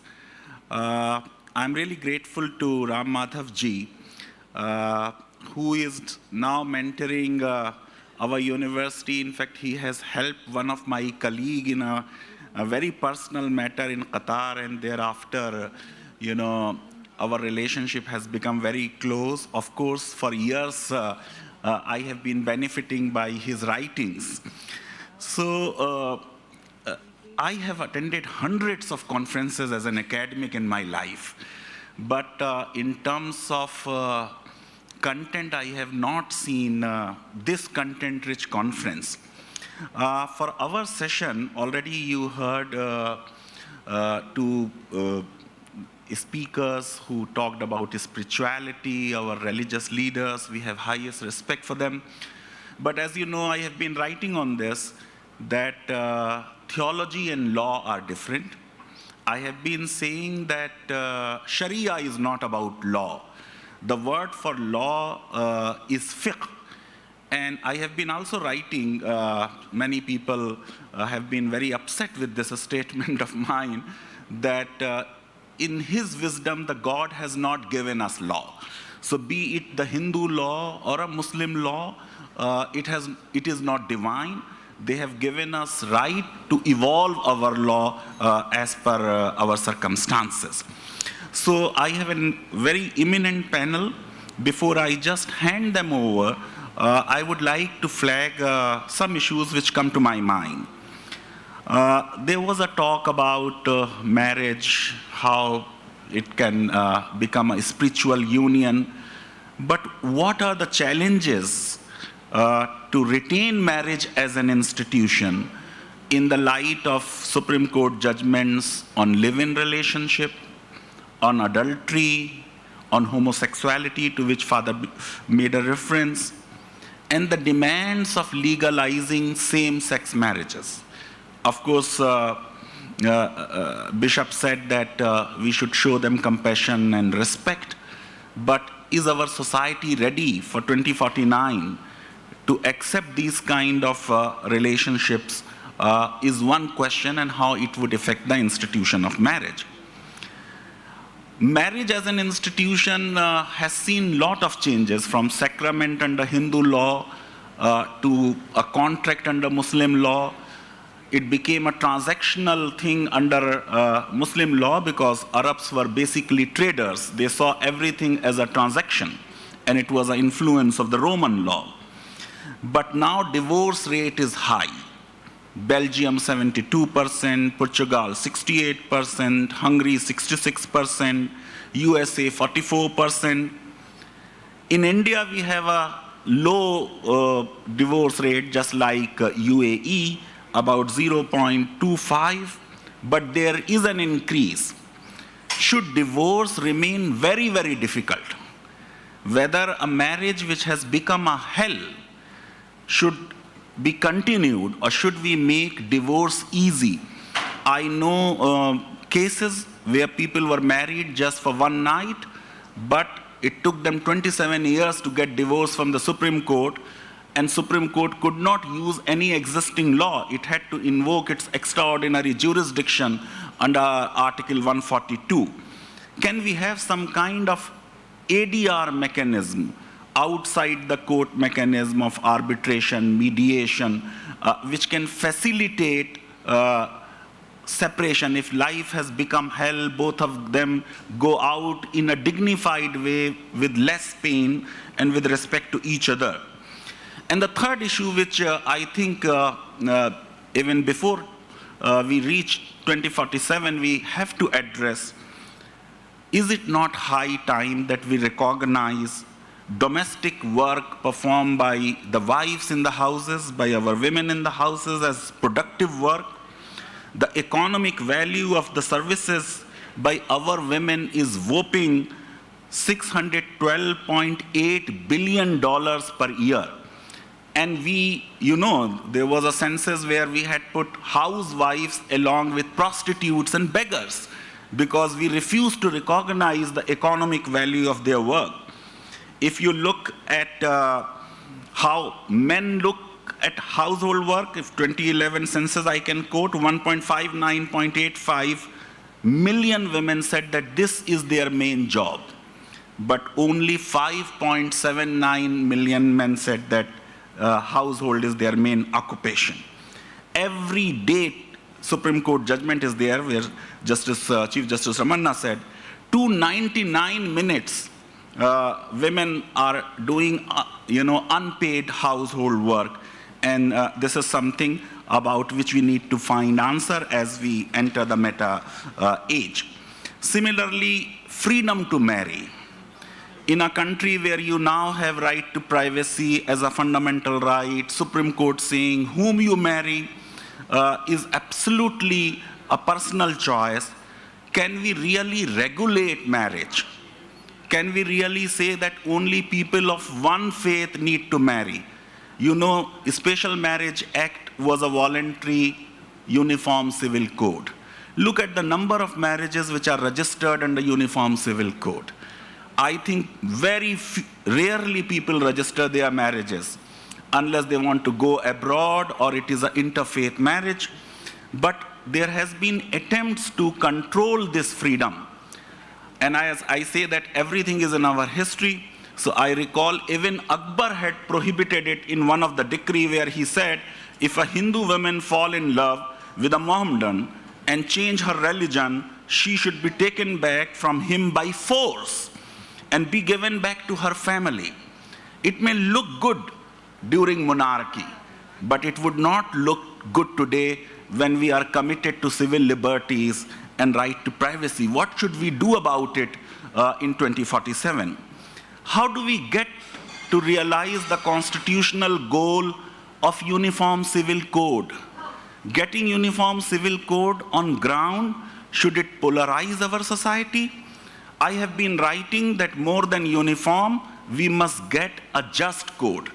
Legal pluralism is also an established tradition, but piecemeal reform must be done. So slowly we should initiate the process of reform. That's why I supported the government's increase in the age of girls for marriage, 21, but we need to be there.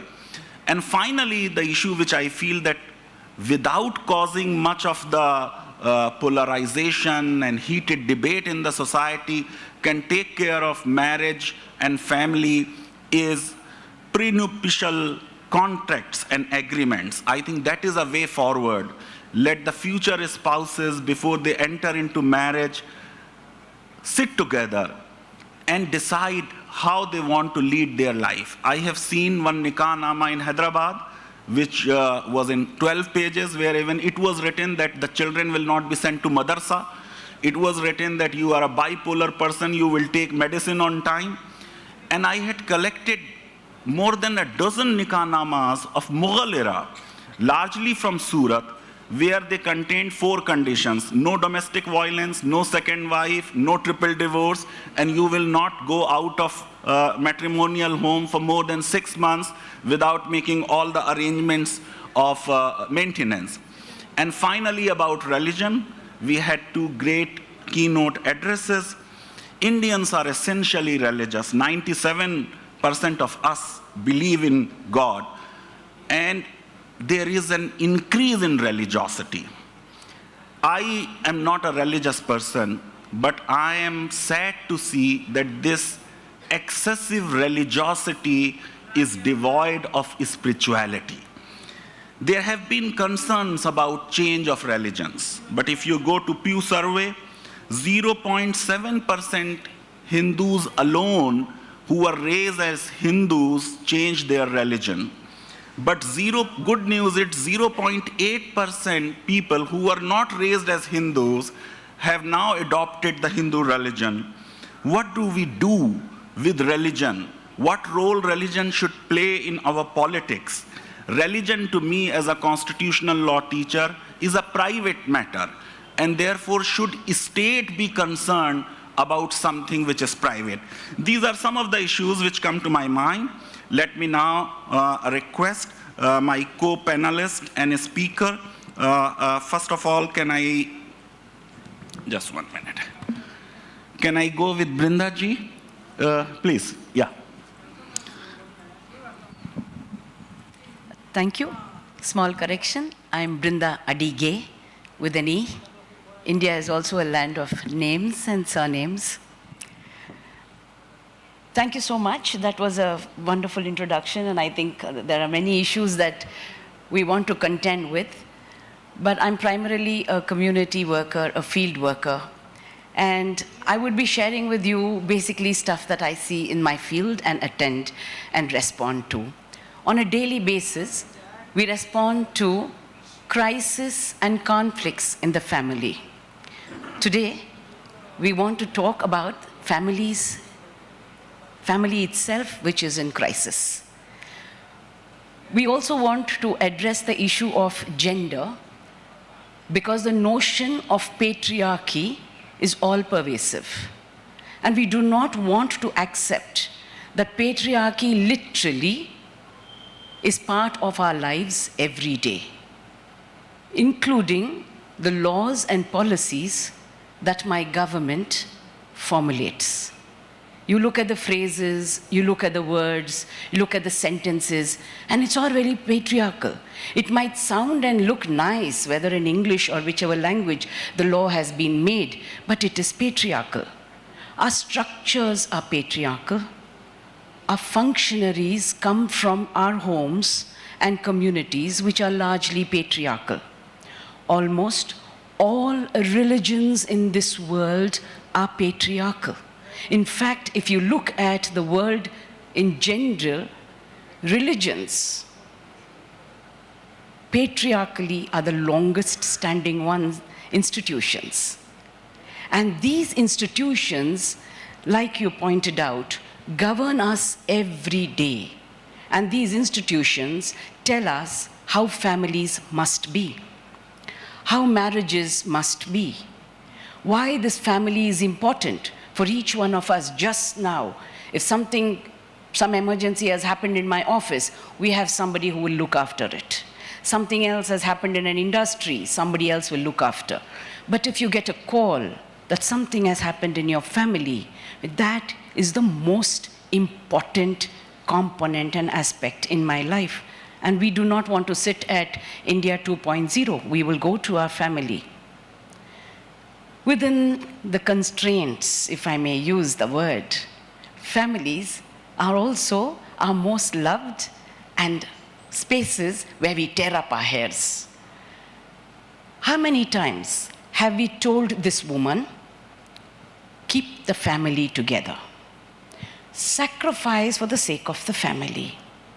You need to give up. You have to change. All the language that is used, whether in our TV operas, all the storybooks, everything, it's a language where this woman is a Devi, an Apsara. And all these women must aspire to become that every day. You can't become on a Monday and a Sunday and be something else on other days. Every day. Within the constraints of marriage, families, and religion, we fail to address issues that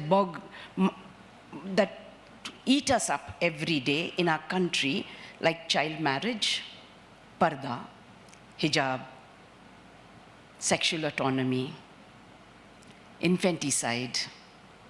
All of these is also something that is there in my head, where I have been told, if my son lights my pyre, I will go straight to heaven, thank you. If you give birth to the first child as a male baby, that one also now takes you one step closer to heaven. Yes. So I must suffer hell over here to go to that heaven. Now, we don't know where that heaven is because nobody's come and told us how it is.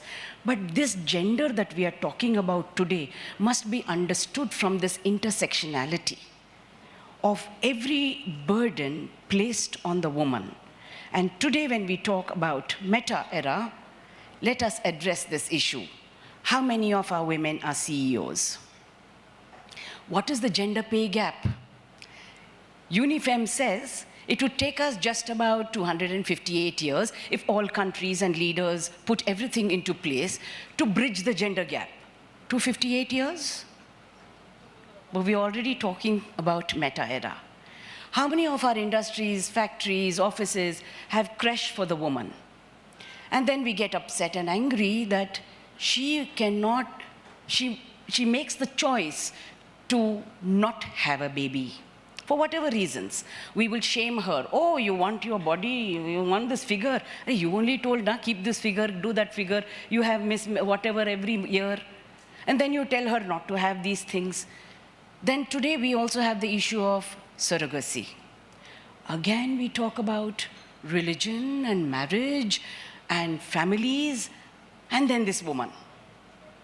So we need to address this to say, when my God, whichever is that God, has said, you are both created in his image, equally, nobody is less or more, treat also equally, behave also equally, which we fail to do. Many religions will not allow women to hold power. Power inside the church, inside the temple, inside the mosque. You have power in the kitchen, of course. And that I have showed you every day with my dialogues and all my advertisements. That is your place. No matter what you do, you must aspire for that cooker, which your husband will buy and give you. The cooker won't cook by itself. You have to cook. My husband will not cook. I have to cook. So we want to ask, in the meta era, where will my advertisements like this go? What would marriage mean? What should marriage mean? People say that all the laws today are for women. Really? Look at how those laws are implemented and executed. And then you will understand that there are more women who die because of domestic violence than of malaria, cholera, and TB. And this is what we want to address today. Not that feminism is a bad word. Somewhere, some patriarchal people have given it a bad meaning and saying, oh, you know, all these feminists, they'll go and burn their bras in the roads. Really? How many of you have seen all of that? That happened in the beginning. Today, what we talk of feminism is respect and dignity to everybody, irrespective of their sex or their sexuality. And that feminism is also a feminism that respects not only this woman and the child and the man and the trans person, but also my environment. That is why we are saying this feminism needs to come into being in the real sense, not in a sense that is understood from one side or from one angle. At the end of the day, I'm hoping that the meta era will no longer push the woman to the kitchen. And this woman will have that space to be able to choose and decide about her own body, about what she wants to wear and what she wants to eat and who she wants to marry. Because when we look at religions, family, marriage is controlled by this patriarchal mindset. And that is what we want to counter, because this patriarchal mindset concentrates itself with power, which it controls with, but doesn't want to distribute. We talk about equality and do not want to distribute power. There can never be any form of equality. Unleash this power to be able to be respected by men, by women, and trans persons. And that is what our request, our demand is with the government also. We were happy a couple of years ago with 33% in the parliament. We are no longer happy about it. We want 50%. Is that bad? Have we become greedy? Do we think too much of ourselves? This is what we want to address. How can men sitting in positions of power, who've been patriarchal in their thought processes, education, interactions, even make policies for women? How do they know what we want, what is important, what is best for us? Marriage has been made that very, very important aspect for this woman, for this child, I might say. Because from that small age, our dialogues are, be good, don't do that, don't do this. When you go to the other house, you must be like that, like that. So which actually is my house, this or that? So today I want to have a house of my own where this and that can both come, both are welcome. We spoke about joint families. Can we talk about extended families? Because the meta era is going to be looking at something like that. These extended families, because of technology, we can connect ourselves however, anytime that we want. Of course, it brings a numbness because of this instant gratification, but still, can we move away from that and look at families that respect your individuality, but also promote that collectiveness, also promotes all those values and ethics that we talk about. Because these values and ethics, we talk on a platform over here, but refuse to implement it, act it out in our own personal lives or professional lives. And that is the challenge. So if somebody else can be corrupt, why can't I tell a lie? If somebody else does something else, why would you tell me not to do it? This one-upmanship cannot reach us to the meta era, because there's always going to be a class struggle, and in India, a caste struggle also. And that is why I told you about that spelling of my name. This caste struggle doesn't end. This caste struggle, irrespective of what positions we are in, we continue to ask. Look at all the murders that happen because somebody married somebody, and that person didn't belong to a certain caste or a religion. And if that is the kind of violence my religion is going to promote, the question now is, should religious leaders start rethinking on their interpretation of the religious texts that might have been good thousands of years ago, but are no longer in sync with the young people, with families, and with women in general. Women are the focus.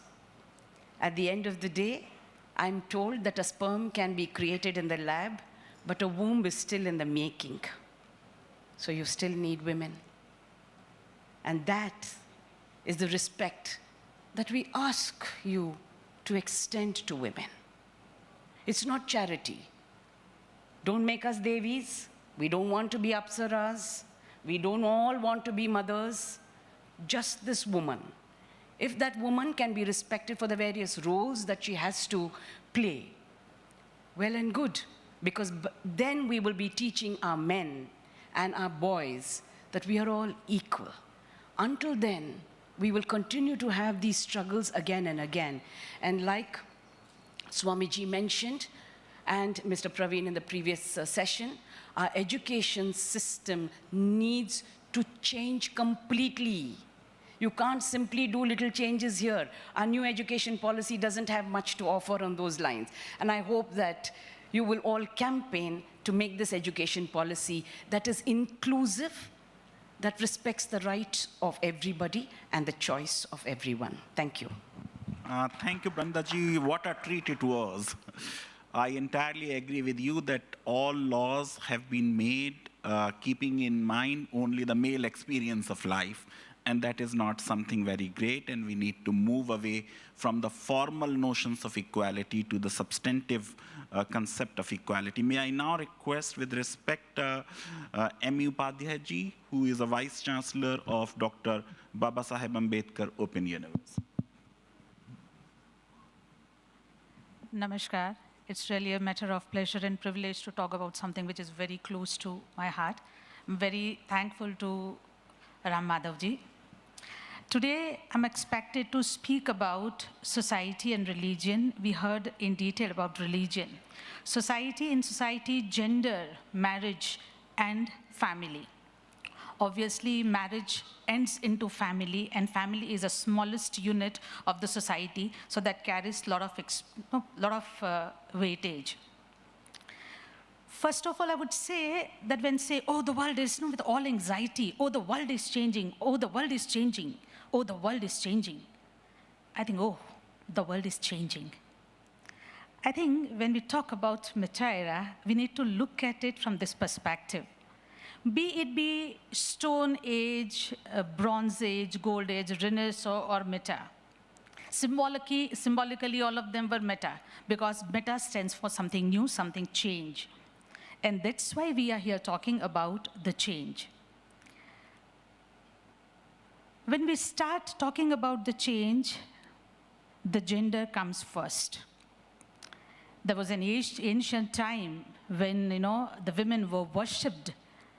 And we have examples of Maitreya, Gargi, and then there was a time when the gender existed, one gender, and there was male, no female. I'll not talk much about it because already discussed a lot in that. Then, as Simone de Beauvoir says, second sex, the second stage, the women were there. And then somewhere, maybe debate started, and somewhere we started from the periphery to the center. But unfortunately, today, the time we are discussing in Meta Era, the gender, it's not like monochrome, black and white. It's not like if we have time for two questions, one from right and one from left. It is much more than that. When we talk about gender now, gender it is to be understood.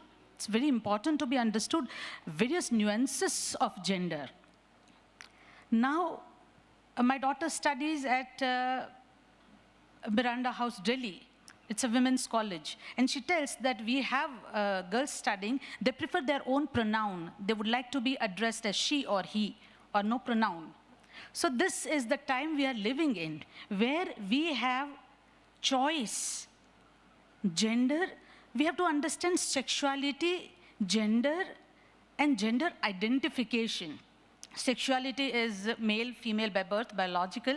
When we talk about gender, it is social, cultural, behavioral expectation from an individual, and identification means all the possible society looking at the person from different gender, but the person feels for herself or himself something very different. So the gender identification now has started. Why we are discussing about gender? Because in marriage, gender plays very vital role. When we say about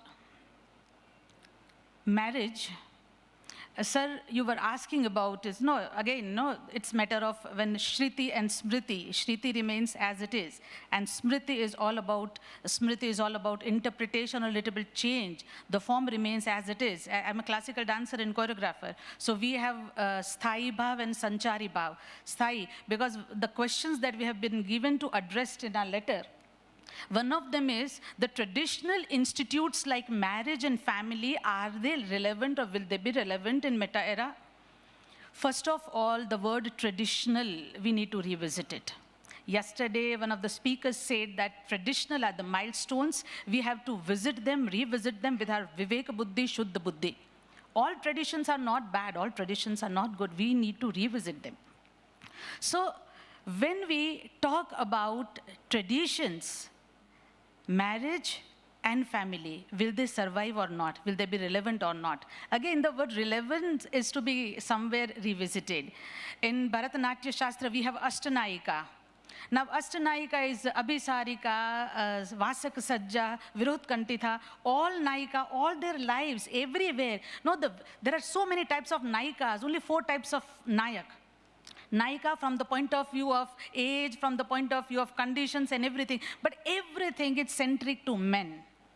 Now somewhere that becomes irrelevant today. And now classical dancers, the dance critics, they have come with few new Nayikas. There are 8 Nayikas, Ashtanayika, but the interpretations are different. So before 100 years, whatever was relevant, if we feel that today is equally relevant, and it should be, I think it's a serious matter for us. As institute, yes, they are relevant, but the format has changed. When we think of marriage, the choice, earlier if we think about choice, there was no means of, because I would connect it to the technology matter we are discussing about. The huge change in communication patterns and transportation, traveling, has brought huge change in marriage and family as institutions. Earlier, for example, my forefathers, they had 8, 9, 10 children, and many of you would agree to that. And they thought that, Baba, 2 children only, 1 child, how can that be there? 2 children in a family, that cannot be called family, and today we do have those families. And we don't find too questioning a family with 2 kids, because the time has changed. Earlier, when marriage, parents used to know, close family in the caste, creed, and the kids would get married into that. Now we have more websites, Shadi.com, Jeevan Sathi, and even dating apps, Bumble and all that. So they have more choices. With the more choice, the concept of marriage also changes. More people are working. It's not the marriage or family. They are not only, this cultural or social, emotional matters. It is much more economical also, because the changing of the wheel of economy brought working people more in a family, more working women. Now you see, earlier leaving hometown for further study or for the marriage or job was not that expected, because writing a letter, whether reaching to that person or not, it was not that easy. But now communication is so easy with the help of technology. So my daughter might be at US, that's absolutely fine, I can communicate to. If she's at Delhi and she wants to come to Gujarat, Ahmedabad, it would hardly take 3 to 4 hours. So here, the concept of marriage, family, nuclear family, that has come into context. It is more contextual. Earlier, as you know, in the earlier session also, the gender, now LGBTQ. The movies are the mirror to the society. If we look at, have a glance over the last decade movies, there are movies where 2 men are life partners, 2 women are life partners, they're adopting children. Even, science has made huge, vital contribution that at any age, earlier, at certain age, a woman may not be able to become mothers. But now the eggs can be frozen also. Surrogacy and single parenthood. With the economic change, the concept of liberty, liberalization, that has come into picture. So here that comes. All the possible, somewhere it's all about interpretation. Earlier, family, when Madam was speaking, I do, because I'm from Open University, so in Gujarat we have been working as a university with transgenders, with sex workers, HIV positives, very closely.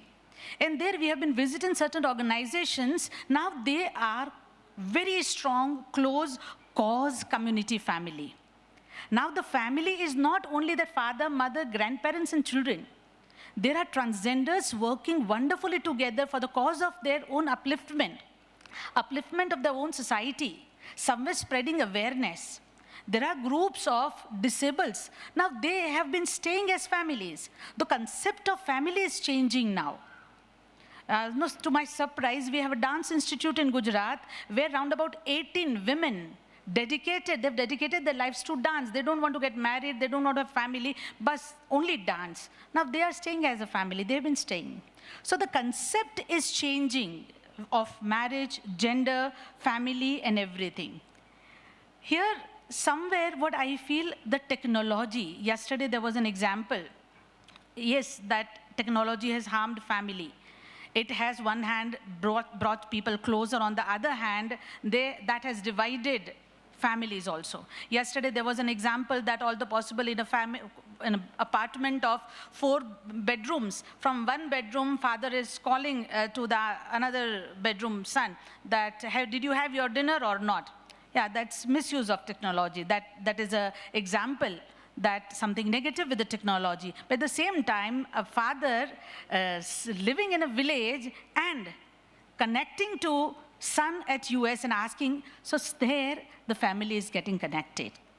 I very strongly believe that technology, from God-centric, we became man-centric society, now men-centric to technology-centric society. We'll have to look at it that technology doesn't push us at periphery. The technology should be our slave, should not be our master, and that should be used to strengthen the marriage bonding, family bonding, and society at a larger picture. And I'm very happy that no, we have comparatively a colorful background that says something about this topic also. And I will surely not interpret this session as a male asking question and moderating, and three of us are responding to it. Thank you. Thank you so much, Ameji. I entirely agree with your thesis. I would now request Gopi Shankar, who is a South Regional Representative of National Council for Transgender Persons. Both of you referred to, the community. I feel ashamed when just for providing a gender-neutral a toilet and a washroom in Nalsar and a dedicated space in hostel for them, all newspapers covered as if I have done something very great. I think we need to move forward to create, liberating spaces, particularly in the university, and equal spaces for all kinds of people. The Universal Declaration of Human Rights is talking of rights of all human beings. So please go ahead, Gopi Shankar, please. Namaste, Vanakkam. So I'm the first intersex person to be appointed in the statutory authority in the independent India. So we worked nearly 7+ years to bring this law in the upper house and the lower house of the parliament, and the president signed it, and the Protection of Rights of Transgender Persons Act 2019 was passed, and a lot of political parties were against it. And when I mean I'm an intersex person, in our constitution, we have this word, sex. We interchangeably use it. The word sex is different from gender. The word sex and gender is different from sexual orientation and sex characteristics. Sex is very specific to Homo sapiens. Sex is very specific to all the species in the world, whereas gender is very specific to Homo sapiens. And when I mean intersex, when an infant is born, you identify the infant with the reproductive system. When the infant have the male-like reproductive system, or the stereotypically male-like reproductive system, you call it as male. When the infant is having that stereotypically female-like reproductive system, you call it as female. When the infant is born with ambiguous genitals, or with the very kind of appearance with you can't easily classify them to fit in with male or female structure, then you call them as infants born with, DSD. So now the term we use is intersex. Differences in sex development was the earlier term, but then in the WHO, a lot of us activists worked on the nomenclature and changed it to intersex. So first of all, the word sex, gender, and sexual orientation and sex characteristics need to be introspected. The most important thing is that homogenizing certain rights and law as universal itself is a Western approach. What is human rights for the West is not human rights for the global South. And masculinity, femininity, all this are like unscientific. There was a Brahminess which was running on the stage. It was a kind of, it has certain venom in it. There are certain types of snakes and, vertebrates, as well as these types of snakes don't have male species with them. They only have female. We call it as parthenogenesis, even in Christianity or in many religions. Women giving birth to certain divine people are considered as parthenogenesis or parthenogenic birth. The most important thing is that gender roles are different from sex identity, and no meta-era can change the basics of sex characteristics. Male, female, intersex, that's what the infants are born or assigned or identified with. When it comes to gender role, that is completely different. That is man, women, transgender people, and then we have 58+ gender identities. Facebook have options for all that. I wrote a book on it in Tamil language. which is part of curriculum in different universities in Tamil Nadu. The most important thing is that God is, when we, God is not Shettiar, Kannadika, Tamilian. If God is beyond all expandable list of identities, God is also beyond gender or sex. We personify gods, we give attributions to them. So the most important thing, when I designed the curriculum for the National Council for Churches in India, especially for the Serampore University people, for the Protestant Church, for inclusion and diversity, the very first thing I told them is that if you believe Christ is not a, Indian or African or, beyond all these identities, then Christ is not a male or female too.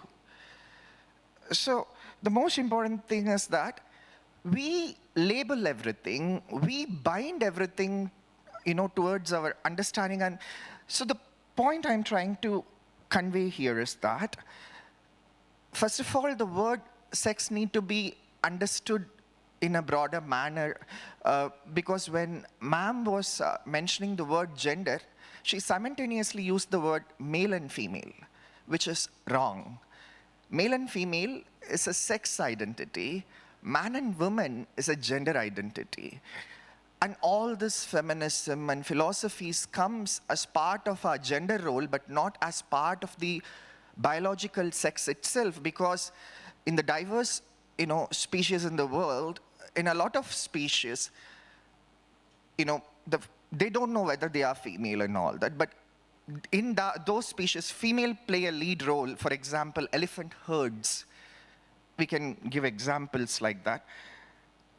So coming to the meta-era, these technology need to assist us. And we have this technology, and how it is going to help us to ease the trauma, pain, struggle, the society goes through.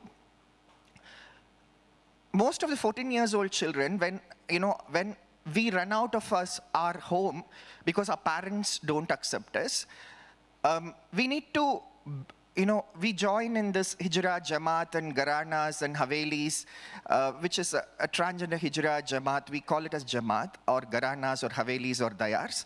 We need to pay at least 2 to 3 lakh rupees by begging to our transgender gurus. The moment we pay it, they will allow us for the surgeries, and once the surgeries are done, it will take us 1 year for the pain and the wounds to get healed. Once after this year, after the surgery is done, they domesticate us into rape and prostitution and begging. That's why majority, 98% of my community members are on the road, begging and doing prostitution. This law is the first law, the Protection of Rights of Transgender Persons Act 2019 is the first law to question it. Congress was against passing it. Communists were against passing it. Even certain European and American civil societies funded a lot of money to stop this law. With 7 years struggle, this law was passed and the statutory body was created, and I'm sitting on that. So the most important thing is, what is meta-era, how it is helping us? In sports only, certain, women athletes, female athletes need to undergo sex verification test earlier. Even some male athletes underwent, but then not in a humiliating way like these female athletes. These female athletes, especially Shanti Soundararajan from Tamil Nadu, a Dalit Hindu athlete from Tamil Nadu, was kept naked for more than 7 hours in Doha in 2006 Asian Games because they felt she is less women. And she came back. At the time, Congress government didn't do anything. 2014, the regime changed, and then a lot of things happened. The same problem came to Tudi Chand. And the present government sponsored the Tudi Chand's case in Court of Arbitration for Sports. We were assisting that from behind the scene. how many of you know, because of the present government, Rio Olympics became the first Olympics which took place without sex verification test? Female athletes. The Court of Arbitration for Sports said, who gave you the authority to decide or define who is women and what is women? It is their legs which is running on the ground. Do you have enough evidence to show that because of the excessive testosterone they produce in their body, it improves their, sports activity or whatever it is? So coming to the point that technology need to assist us to be more inclusive. And the meta-era need to help us to be more inclusive, not divide us with further identities and then in dharmic perspective, in our Indic or indigenous or Hindu perspective, we create identities to empower people, not to divide and exploit them. These days, activisms are more into exploiting an identity. Though those type of activism are very destructive than constructive. I am one of the petitioner in the Delhi High Court with Abhijit Iyer Mitra was the union government to recognize same-sex marriages under the Hindu marriage law. The case is, adjourned to August, I think. Under Hindu marriage law, because even under the Special Marriages Act, if a person like me is going to marry the person whom I love or like, need to convert the religion to inherit the property or, there are a lot of complications. So that's why under the Hindu marriage law, because there are different types of Hindu marriages, Paichacha, Daivata, Gantharva, like that, different, and not all Hindu marriages are following Shatapatha Brahmanas, things. So there are also marriages within the Hindu or indigenous systems which don't follow the mainstream scriptures or, certain smritis. Smritis keep on changing in the Hinduism, but Shrutis don't. But we make sure whatever smritis are changing, it is based on the Shruti, basically. So coming to the point that the very first thing is that our doctors don't know the difference between sex, gender, and sexual orientation, and gender identity, and gender expression. We need to have a centralized mechanism to monitor the narratives on sex, gender, and sexual orientation, and the issues around SOGSE. We don't want to use the word LGBT because it is quite American, and it is erasing the other diverse indigenous identities, because the word LGBT is not accommodating Hijira, Jogappa, Mangalamukhi, Kinnar, Aravani, Nupi Manbi, or further identities. When Alan Turing was compelled to commit suicide because they identified him as a homosexual man, without Alan Turing, the World War II must have not ended. When he was compelled to commit suicide, a lot of gay, lesbian, and transgender people fled from UK. They came to India. They went to Hollywood Vedanta Society, where, in the Sharda Devi temple, they took refuge. And when people came to India, I was telling the former Tibet Prime Minister that there is this person called Lobsang Jivaka who was assigned as female at birth.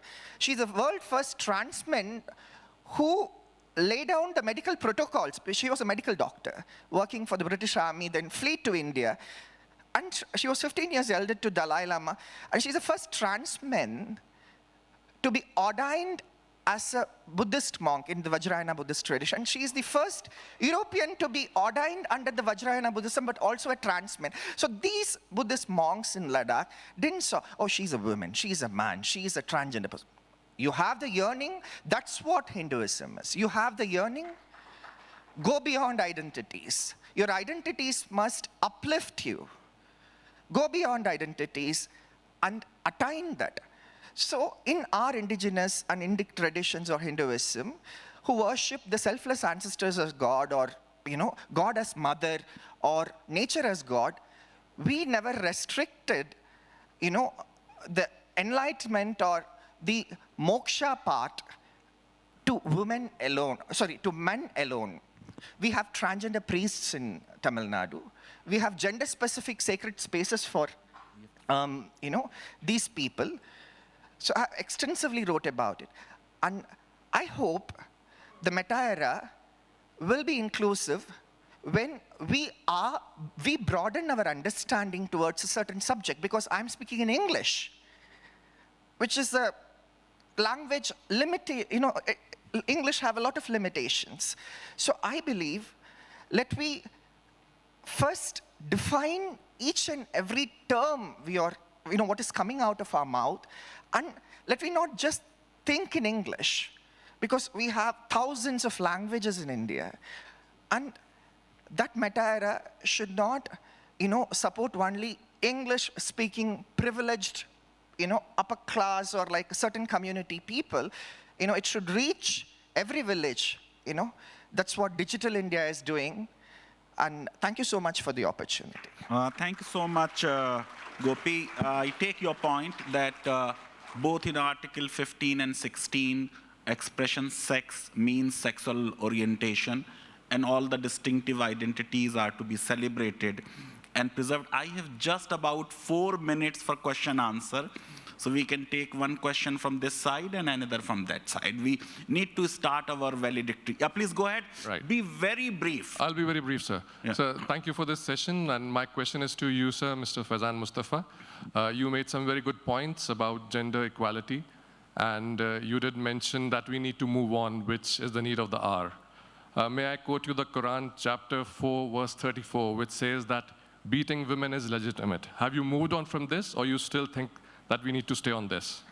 Good question. The point which is being made, that this beating of wives thing, which is there not in just one scripture, but in many laws as well, under the common law and the European law, the whole point is the meaning of that word is wrong, because that word has been used number of times in Quran, and the context is that husband and wife are having differences.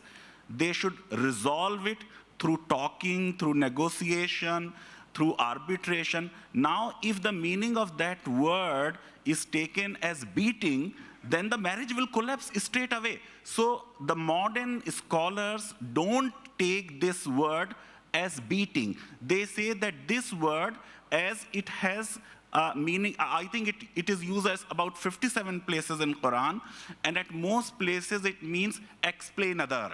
So beating should not be the meaning of that. You see, as Swamiji was saying, that you can't change the scriptures, but scriptures are to be reinterpreted in a liberal and modern way. In today's society, Constitution is the supreme law of land, and therefore all religious laws are to be made consistent with the constitutional scheme. No counter questions. I have to take one more. No, I'm sorry. So the verse starts with saying... No, let it be. We can have that discussion over lunch. Yeah, please go ahead from the other side. We need to start the valedictory. I am not here to defend X scripture or Y scripture. I am not a theologian. I am a lawyer. Yeah, please go ahead. Hello. Yeah. Yeah, I'm Ravindra. This question is to Brinda Adige, madam. Ji. Yeah, I think listening to Brinda ji, I got the impression that patriarchy is the biggest problem in the world, more than poverty, hunger, pandemic, or anything. My question is that God, He has not made us equal. He has made us different and complementary. So as Gopi Shankarji said, are identity activists being more destructive than constructive? We got your question. Let her respond. Yeah, we got it. Okay. We got the sense of it. Yeah, please, madam. God made us equal. God made us different. And that we must respect. Okay, and patriarchy is the cause for all of this. Ask yourself again, why poverty? Ask yourself why environmental degradation? Ask yourself why there is violence and aggression? And it comes back to my thinking of me being superior than somebody else. And that, my friend, is patriarchy. Thank you. The last question from this side, please go ahead. I saw one more hand. There was a third question. Yeah, please go ahead. Please go ahead. My question is to Brinda madam. Yeah, please.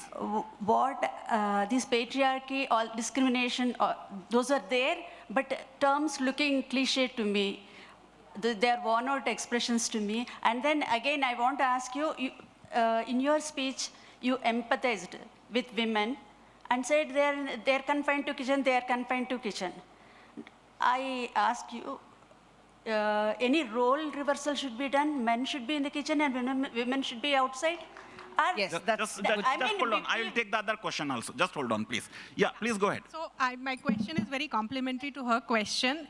You mentioned a lot of times as if kitchen is a really bad place to be in. So my question is today, irrespective of who goes into the kitchen, all the lifestyle health issues that we are facing is because we are not going to the kitchen. Okay? So why this glorification of corporate world with respect to kitchen? For me, kitchen is the most sacred place to be in. That's right. Madam, please, quickly. You have 30 seconds, please, madam.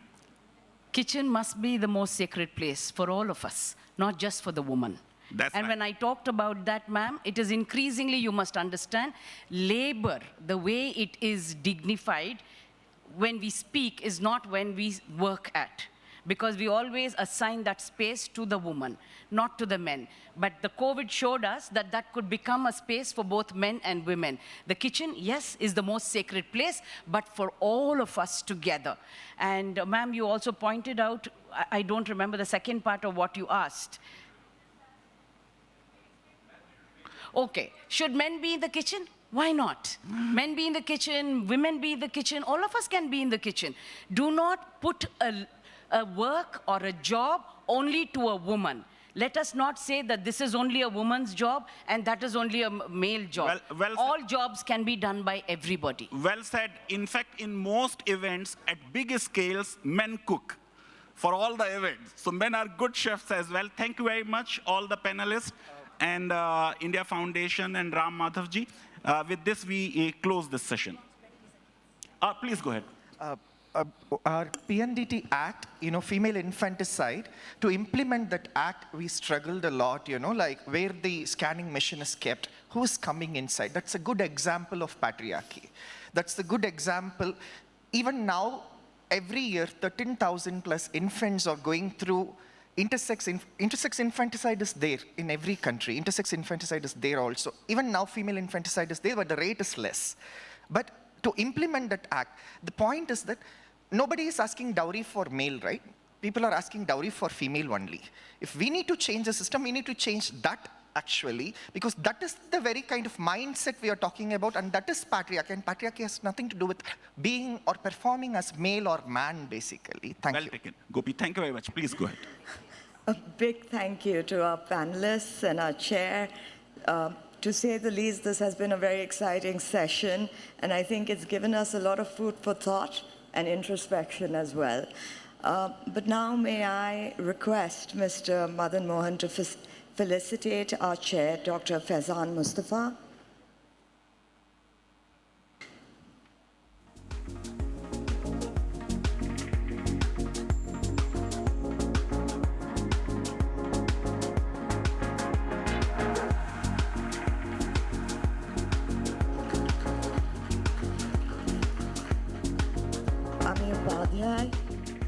Mr. Madan.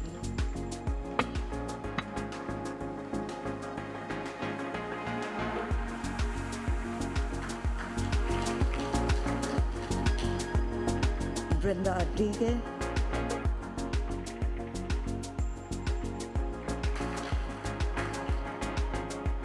And Gopi Shankar Madurai.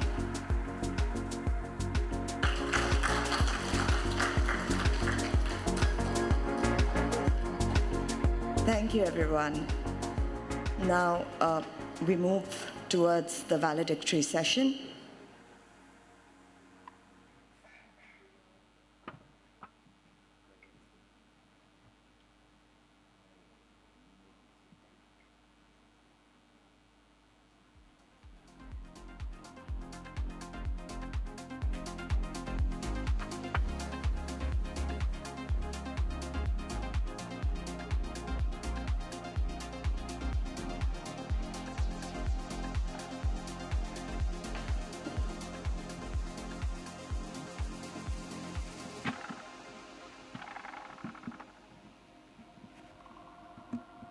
Now for the valedictory session, I'd like to hand it over to my dear friend, Stemi.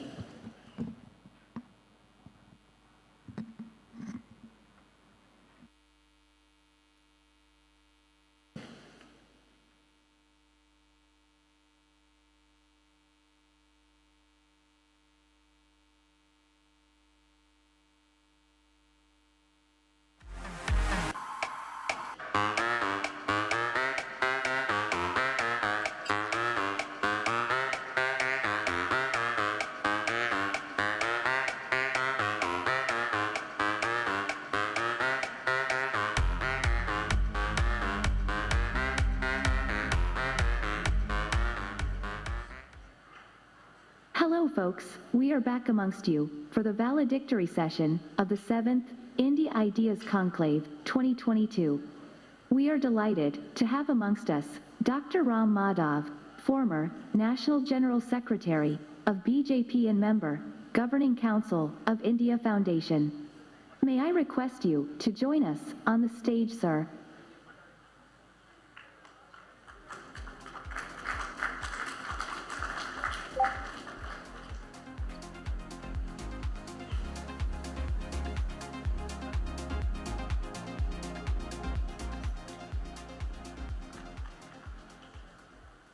May I now request former Member of Parliament and member of the Governing Council of India Foundation, Shri Swapan Dasgupta, to join us on the stage.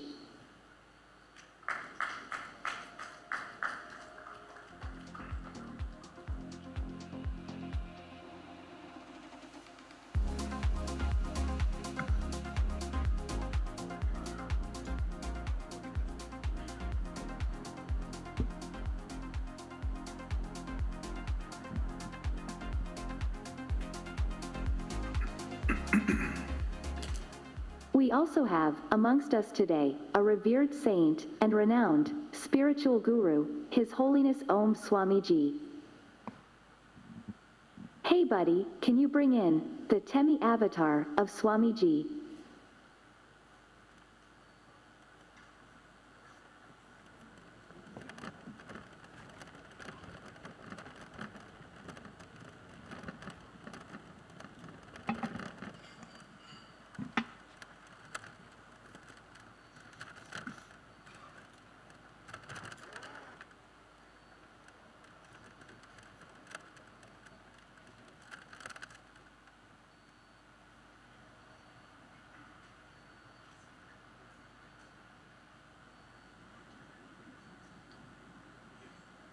One, two.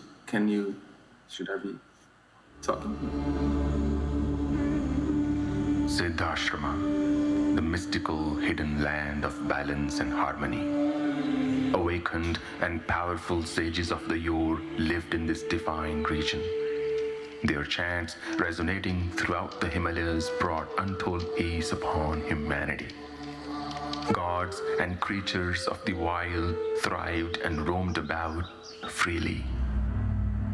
And then the Dark Age descended, bringing with it war, diseases, and immorality. Forced by external invasions and sins, we abandoned our culture and became soulless slaves to machines and materialism, blindly slogging away to build this prison of madness. Not anymore. I invite you to experience the ancient world of Vedic glory. The sacred land of Siddhashrama awaits you once again. Be guided by the Vedas, awaken the mantra of your choice, and start your spiritual journey. Chant mantras, anoint the deities, do fire offerings to reach the highest summit of consciousness. I'll be waiting for you. Come, let's go back to our roots and do sadhana.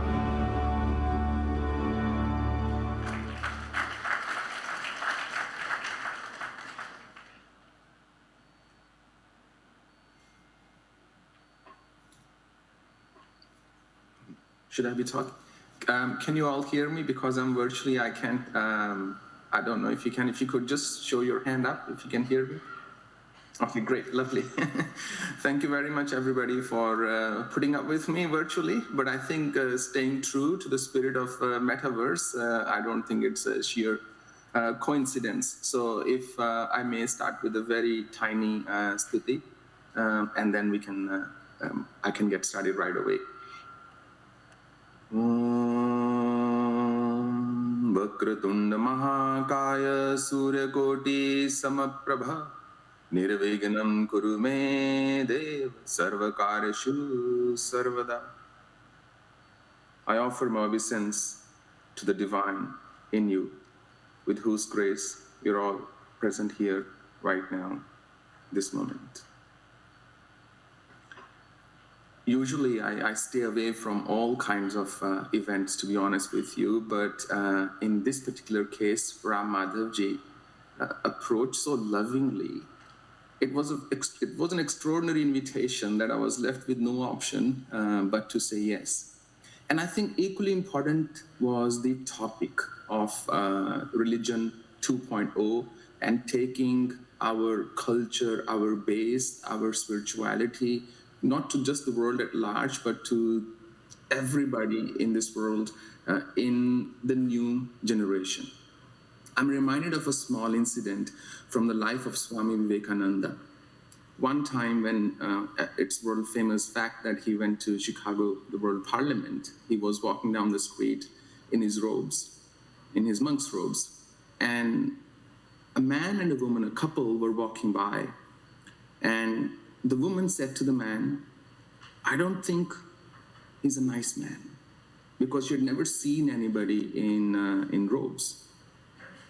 Now, Swamiji overheard that conversation, and he decided to give an answer. So he turned back. He said, Madam, in your country, it's the clothes that make a man gentleman. In my country, it's the character that makes somebody a gentleman. And that story, really stayed with me, because as a nation, what is our character? And as a nation, as India, as a world power in the making, somebody with, a country with more than 1.3 billion people, what is really the root, the basis of our existence? How have we survived all the conquerors and the changes and the geopolitical changes and the territorial changes across the thousands and thousands of years, predominantly because somewhere we did not let go of our culture, of our dharma. And I mean, that's what I think Krishna meant when he said, Tasmaduttishta kanta yuddhaya kritanishcha. There comes a moment in life, there comes a moment in the span of every nation where they really have to sometimes pick a camp. They have to decide what is really important to them.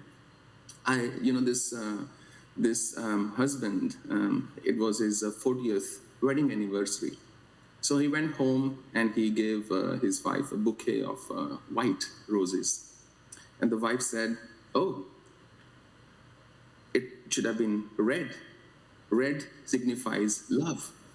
And the husband said, my dear, after 40 years of our marriage, I need peace a lot more than I need love. So I've brought you white flowers. And I think after nearly 75 years of our nation, of our independence, we really need a very strong foundation. We need more employment. We need more industry. We need a better education system. We need a better Medicare system. And it's not that the government or the citizens or the people or the bureaucracy or the judiciary isn't doing enough. I think they are. But as a country, together, what are we doing to do that? And I always feel that in a train, you have an engine, and then you have the coaches and the compartments. So as a nation, should we be shying away from our spirituality? Should we be shying away from our religion in the name of progress? Because we can make material progress our engine, or we can make spiritual progress our engine. It doesn't mean the other coaches will get left behind. It just shows where our priorities are, so to speak. And I always think, For many years, I ran a software company before I monk in 5 different countries, and software was my bread and butter for enterprises and so on. Whenever you feel technology, whenever you can see technology, that means that piece of technology is not mature enough yet. Because technology has to be totally seamless, an integral part of our whatever existence there might be. If there's a piece of technology that really has to be functional, it cannot operate independently of the user. It has to be an integral part, a seamless part of our existence. And with that in mind, I was thinking that how do I do my 2 cents worth in this beautiful nation which has given me everything, so including birth, of course. What can we do as a nation so that the youth of today and the future generations will not feel out of touch with our roots? Because think of a leaf, you know, as long as it's connected to the source, if it's connected to the tree, it does not perish, unless, of course, there is some disease. But the moment it's disconnected, even a fruit, it will start to deteriorate, it'll start to perish. So as long as we are connected to our source, we'll always have certain strength. And perhaps that's what Lord Krishna must have meant when he said, Urdhvam Mulamada Shakham Ashvatam Prahurabdham. Chandasi Yasya Paranani Yastam Vedasa Vedavita. That this tree of life is an inverted tree, and this is the root, the head is a root. From here, all fruits originate. So if the head is sorted, the heart can be aligned in a much better way. So in terms of keeping our people connected to our roots, we cannot close our eyes and make religion something separate to our upbringing, so to speak. What I mean by that is, you know, sometimes we say, just sit down for 5 minutes, say this prayer, and everything is forgiven. I mean, by doing that, we have differentiated religion or our spirituality from our existence. If you look at any image of Buddha, Lord Buddha, you'll almost always discover that half his eyes are closed and half are obviously open. The idea is that my spiritual existence must be an intricate part of my real physical existence. If the two are separate, then it would just end up being an act. The real test is out there in the real world.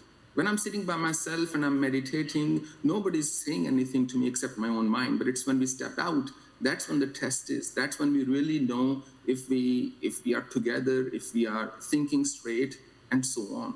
So one of the greatest strengths of our nation has always been religion. And unfortunately, when I say religion, I don't mean to create any division. I simply mean a sense of ideology, that this is where I belong, this is what my roots are, and I can only nurture, grow, and progress if I take care of my roots. If I'm disconnected from that, what will then be my anchor in life? When the going gets tough, when we go through our low moments and stuff, how do we develop, or what is our coping mechanism? So often, you know, parents ask me that, how do we get our children into religion? How do we get them to say prayers and things like that? I always tell them, look, if you are partying hard, your kids would also want to party hard because they see you having fun. But if you are sitting in front of your puja sthan, at your altar, in your temple, all frowny and grumpy and cranky, and then you expect them to do the same what you are doing, they will question you, look, what did you get out of it? They will ask you, you are still grumpy, you are still cranky, why should we pray?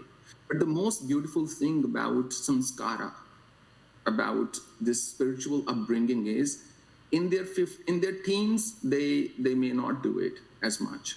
In their 20s, they may still be against. But when the career is set and they've had everything that they wanted in their life, or at least they're on track to have a career and so on, when they will sit back and say, look, I've got a great job, I've got a degree, I've got a beautiful family, I've got kids, I've got everything, and yet why am I not happy? And that void can only be filled by samskara. Whenever life challenges them, they will think of, okay, how do I go back and fix or address the challenge I have? naturally they will come back to what they saw their parents doing when they were growing up. So nothing ever goes waste. This little kid once, he said to his grandfather, he said, "Father, every day I see you reading the same book. What's the point? I mean, you're reading the same thing. It's like you've memorized it, but you're chanting the same verses day in, day out. What's the point?" And the father said, the grandfather said, "My little child, here's a little," he gave him a basket, which had a sieve, a net. He said, "Please go to the river and just fetch some water." Now the basket was containing coal. So he dumped the coal, he went to the river to get the water. But as soon as he filled it, the water all drained out. And yet he went back to his grandfather saying the basket could not contain any water at all. The grandfather sent him on the same exercise again, and then same, and then same. He did think maybe my father has gone cuckoo, but nevertheless, he was an obedient kid, so he did what he was asked. So when he came back the 5th time, he said to his grandfather, he said, "Grandpa, this is a futile exercise. This basket cannot retain water." And the grandfather said, "Yes, my son, that's right.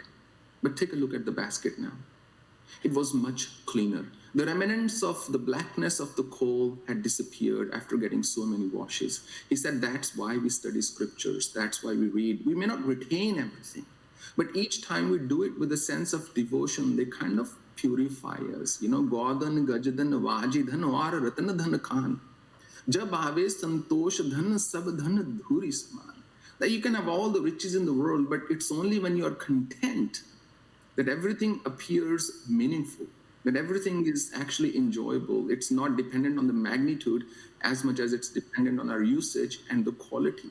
But I feel as a nation, we can't have contentment if we have people dying on the streets, if we have hungry people there, if we have children or youth coming out of universities and looking for employment and not getting. Unless we build those systems in place which reflect the maturity of a democracy, which reflect the maturity of an organization as well as a nation, we cannot really make sound progress in genuine religion. Yuktahar viharasya yukta cheshtasya karmasya yukta sapanabhodasya yogo bhavati dukha. Meditation or religion is not something you do in isolation, Kante, Krishna says. It is very much a part of your life. When you eat in moderation, sleep in moderation, work in moderation, and you do everything in moderation, that balance is what will lead to a sense of sanity. Otherwise, in this world, in today's world, on our devices, we are constantly online, being monitored, being scrutinized, being in touch with everybody, even when not necessary. And that really doesn't help us beyond a certain degree. And that creates, I feel, a sort of restlessness. And I thought if people are holding devices, why not make religion or make Vedic practices accessible to them day and night through their device? Rather than going on just this mainstream social media, why can't they go on something that's more inclusive, encompassing, and enjoy the glory and beauty of Sanatan Dharma, of Vedas, and many other religions and spiritual teachings?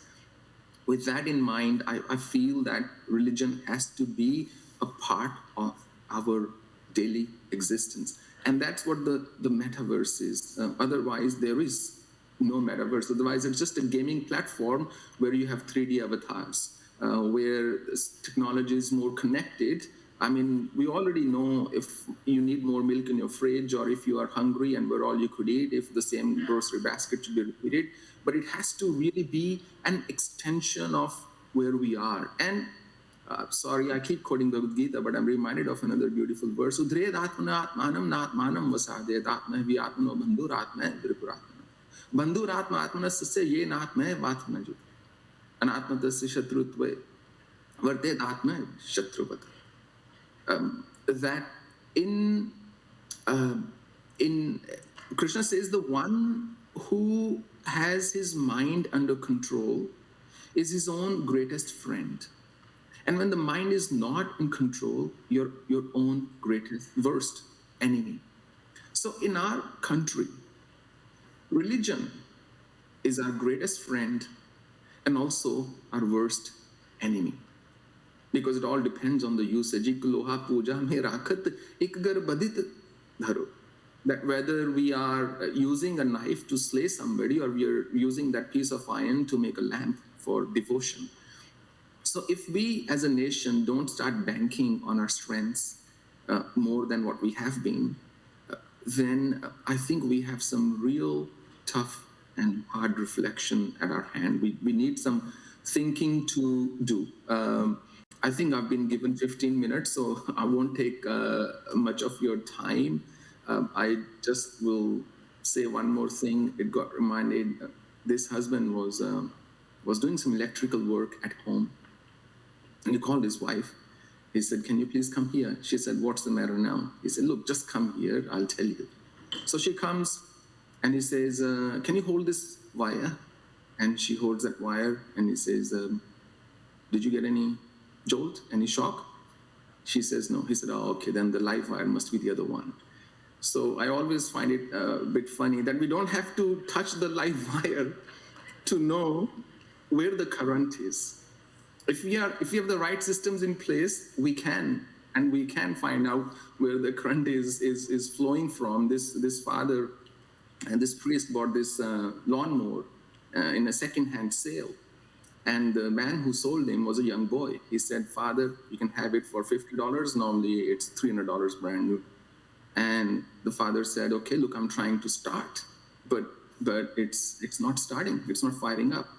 He said, Father, with all due respect, you have to use a lot of swear words. You have to cuss at it real hard, and then it starts. And father said, oh, dear Lord, not possible, not possible. I haven't cussed in 40 years, he said. He said, Father, just keep pulling at the string.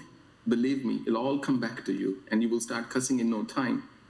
And that's what I mean when I say that with religion, the test is when somebody cuts us off in the traffic, when there's an incident of road rage, when somebody jumps the queue, or when we have to sometimes face injustice. How do we respond then? What do we do? That's what really shows where we are on the spiritual ladder, so to speak. That's at least my view. I could be totally wrong. And I think in terms of religion 2.0, we need more than evolution. We need a revolution, I feel. Just simply evolving from one step to the other is the gradual path. Maybe we need something more than that. And I feel we need more interaction, not instruction. Religion has been mostly instructional. And finally, I feel that we need more assimilation of the ideas as a nation and not assassination of ideas. And we definitely need more action than reflection, because today everything happens on these devices, but we do need more people on the ground. So I guess that's all, because my 15 minutes are up. I don't want to bore you people too much, if I may put it that way. So may I just say one little stuti? Om Purnamada Purnamidam Purnat Purnamadachyate Purnasya Purnamadaya Purnameva Vashishyate Hari Om Tat Sat Hari Om Tat Sat Hari Om Tat Sat. Please accept my deepest gratitude for having a nobody like me on this August platform. Very grateful to Ram Madhav Ji and India Foundation and everybody who's present here. And also please accept my apologies that I couldn't be present there physically, only virtually, but thank you nevertheless.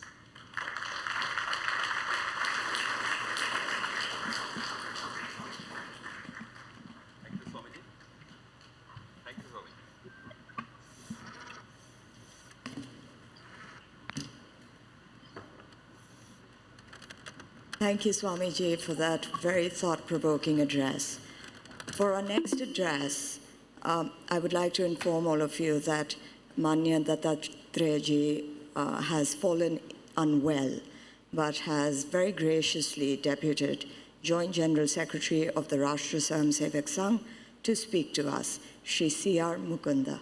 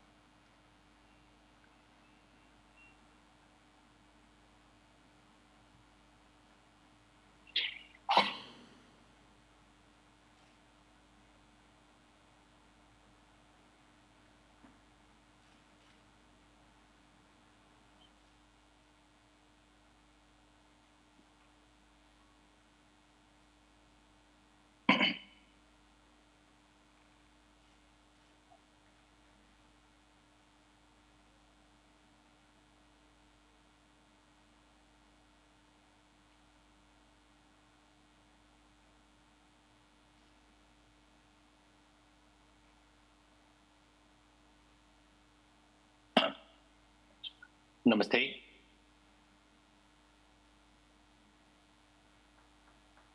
First, please accept my apologies for not being present there physically, since I am in Nagpur to attend a training program of Rashtriya Swayamsevak Sangh. And also, actually, our Sarkari Manya Dattatreya Ji Hospale, he was expected to be there to address this valedictory function of India Foundation. But since he was supposed to be there in some other situation, he is not able to attend, and I have been asked to address this program, though I cannot feel his character or his intellectual capacity or his position. Just I will try to say few words which I could in this occasion.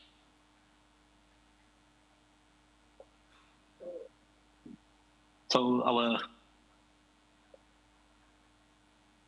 this conclave, which has very relevantly dealt with the meta-era, is coming to a conclusion. Last week I was going through The Economist, in which in their technology quarterly, they have discussed about the technology that could bring change in the health sector. They have given the heading, the quantifying self. Though it is related to health sector, I would say this quantifying of ourselves has come to reality in this technology related things. Though it was the whole magazine or that technology quarterly was dealing with the wearables and biosensors or biomarkers, which could bring a big change. How the world can see the health-related matters in the coming decade. Quantifying ourselves or the individuals will not only stop at the health sector, I would say, or health medical related matters, but in some other dimensions which related to us. When we entering this meta-era, I want to make 2-3 points which I thought will be relevant. India Foundation, since many years, always taking some of the topics which are very relevant to our nation and also which related to the world, mostly which will deal with the future of India. In this background, if we think about the meta era which we are entering, hopefully that will make India more stronger and also will make us to lead the world in many aspects. First thing is, as we all know, we have a huge human resource, which many times, again and again, all over the world, quoted as demographic dividend.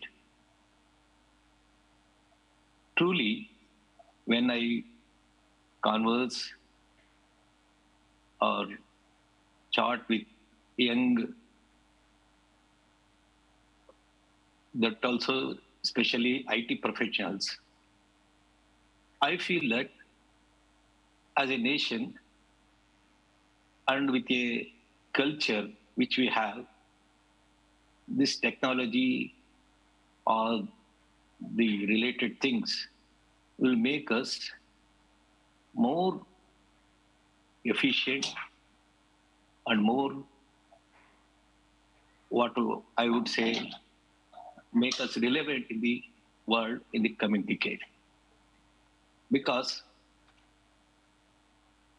world is going through one of the crucial period, I would say, not only due to technology, but due to so many things which have happened in this decade, especially the before COVID and after COVID things, and now the geopolitical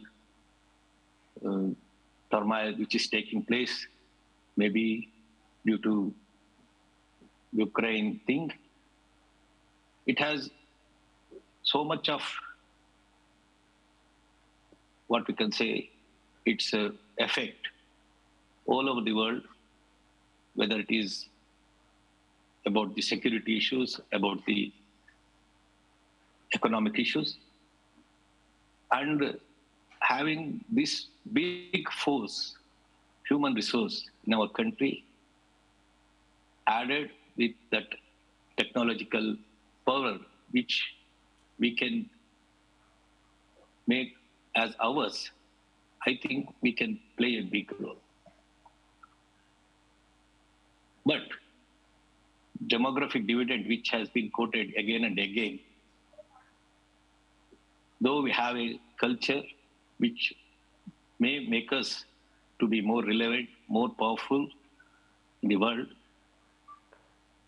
there are so many things which we have to address, especially through the education and making this big force more useful, technologically upgraded, to take a huge effort, not only from the government side, as a society also, we have to think about it. So my point here is, in this meta era, to make our youth or our big demographic dividend, our human resource, to be more relevant, as a society, we have a responsibility to make or find out the bright brains, the intelligent brains, to bring into the system where they could be trained, their creativity could be used, they could become a force. So I am touching upon the human element, that is the human resource aspect of our society, that should be made more relevant and more effective in this meta era. Second point which I want to make is, as a nation, as a society, we have a role to play in the world. That is the culture in which we have grown up. Since ancient days, we have that balance, which has been rightly quoted by a great thinker as the dynamic equilibrium in our society. Though the world is going through a turmoil, our culture of this balance, sometimes which is also called as dharma, the cosmic balance, or up to a individual, that balanced mind, that would be a message of our society to the world. And as a society, as a nation, if this dynamic equilibrium character or that culture which we have, that could play a role in the world geopolitical situation, added with this meta era, I would say will become more effective, more relevant. In one of his great works, Raghuvamsha, Kalidasa says, he explains the character of Dilipa. I think that would be the character or culture of our society. He says, Jugo Patmanavan Trasto, Bheje Dharma Manaturaha, Agrud Dadarna Statro, Asakta Sukaman Mabhut. That is Raja Dilipa. He doesn't have any fear of death, but he maintained his body very well. He doesn't have the fear of Naraka, but he always doing the good works, dharmic works. He was not after money, but he brought so much of wealth to his treasury. He was not Atibhogi, but he would experience all the sukhas of life. That balance, which has been explained by so many our great rishis and munis, that is expected in an individual like a Dilipa or a society like ours, I would think this culture where technology can also play havoc in the world, where arms and other related matters can also destroy our humanity, or the pandemics like COVID can make the whole humanity going through a fearful era. This Santulana, balance, the dynamic equilibrium, which has kept our ancient society in a good state since ages, with all the difficulties, with all the bad things through which we have gone through, still we are surviving. This character, this Madhyam Marga, preached by Buddha, that balance, the culture of that balance, I think added with this technological power, that will play a big role in the coming decades. So, as I said, India Foundation has most relevantly has chosen this subject, and being it is held in Bangalore, which is one of the prominent cities of the world in this era of technology, I think that has made more relevant.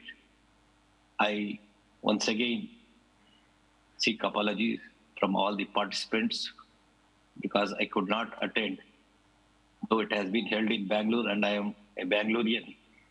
My headquarters is Bangalore. I have to address from Nagpur. So with these apologies, I would end by this short speech, which I think has been delivered more effectively by our Sarkari Dattatreya Hospale. In his absence, I am making these 2 points before you all. Thank you. Thank you. Namaskar.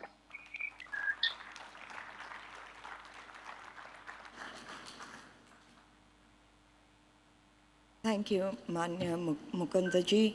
Thank you for your very inspiring address. Now, may I request Ram Madhavji to deliver his address.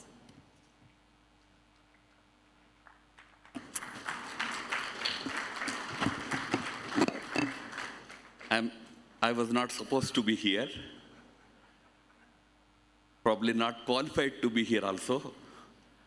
But since our Sarkar Dattaji fell really ill, I'm saying really ill because we have some media friends here. They may suspect. So he was having fever and cold and then a good amount of diarrhea also. He could have tackled fever and cold, but you know the other thing could not have been tackled for him to be physically present here. So he has asked Mukundaji in the last minute. He was in Nagpur, so Mukundaji tried to step in, but he has also suggested that whatever was to be conveyed, I should also be there and do that. Normally avoid taking to podium in our own events. I somehow feel it is not proper. So I won't take much of your time, just not more than 5 minutes, because we have the final words from a very erudite person who is on the dais. In fact, one of the reasons why I agreed to come on the dais was we could not have left Swapanda alone on the dais. He would probably have felt a little embarrassed to be alone here. So I joined him. Friends, we have taken up this topic for a very important reason. I will only underscore that reason. We have discussed about meta-era, metaverse, which we are probably entering into in next few years, or we have already started stepping into it. It is the next level of technology, technology 4.0.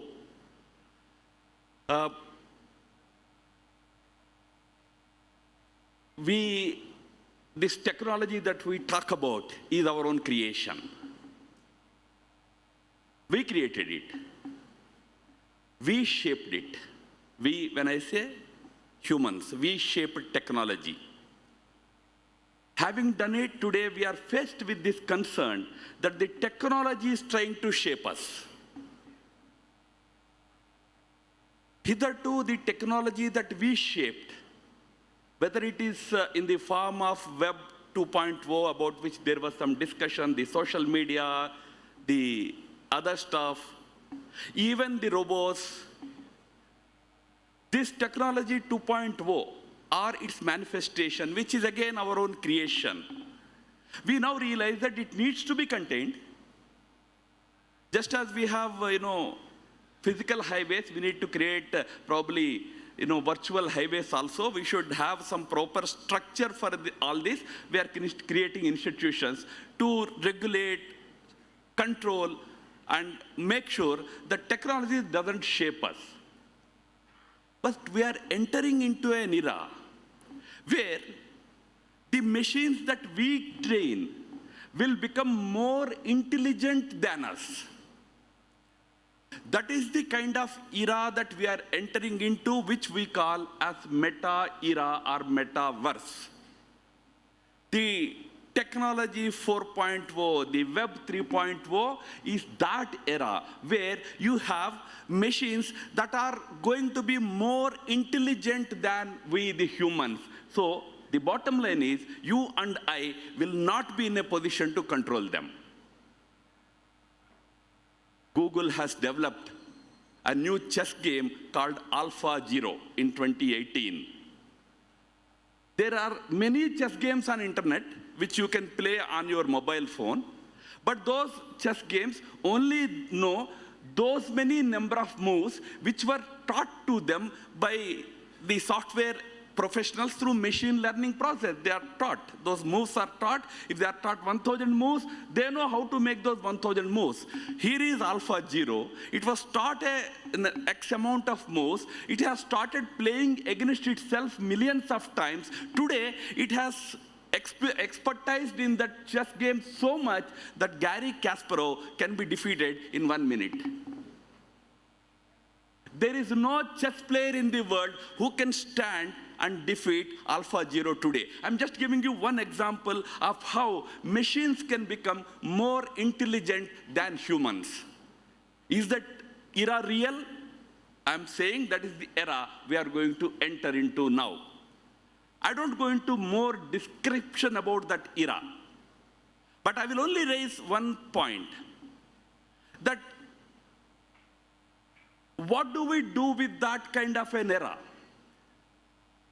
Technology is welcome. All technologies are our own creation. We have to take them. All those good things are okay.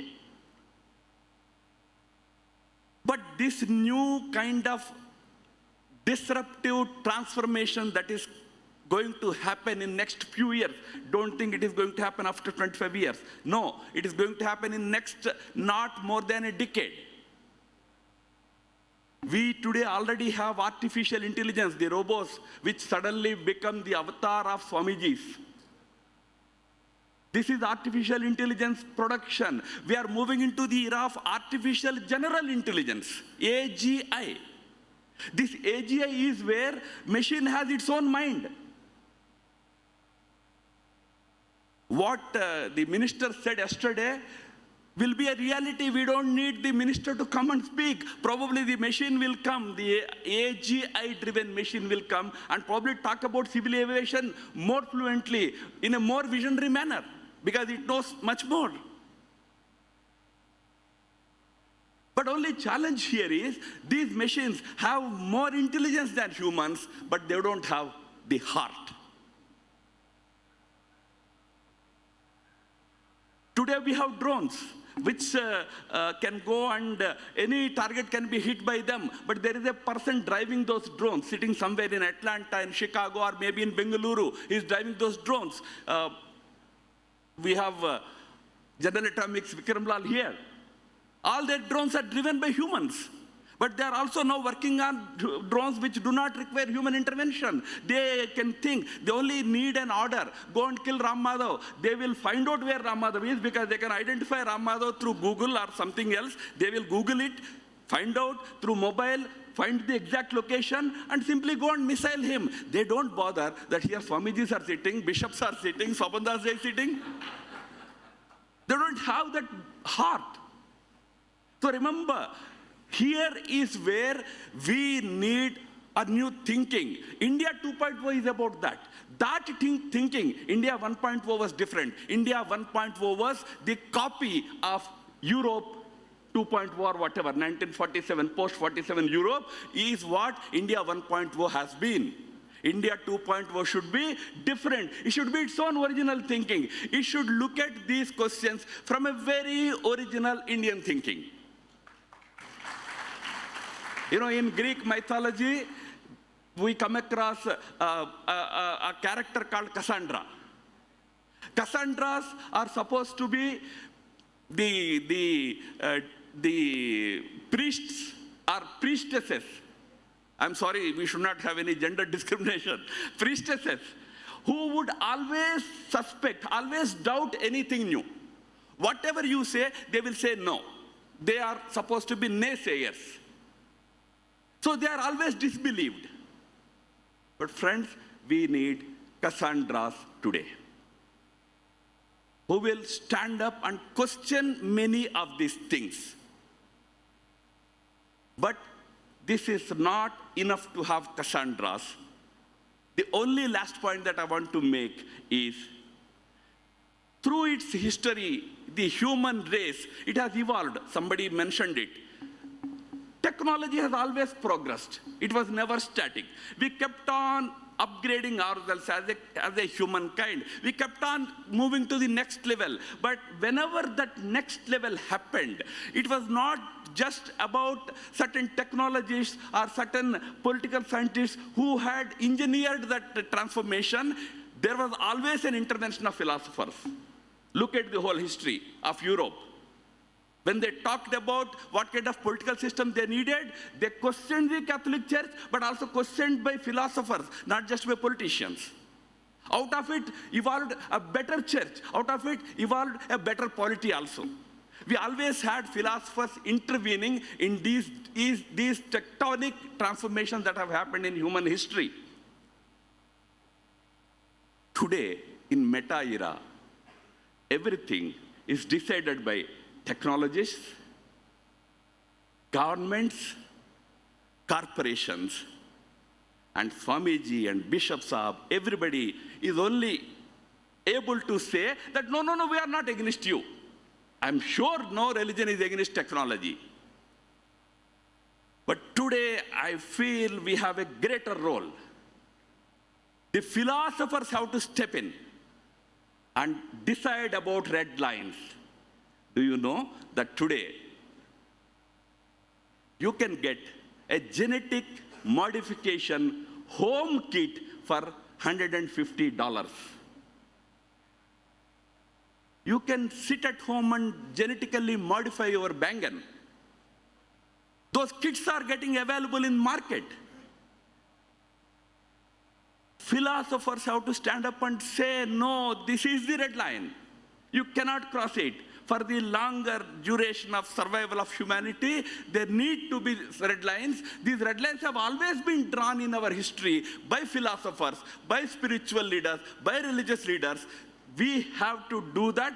That capacity India has got, that is India 2.0.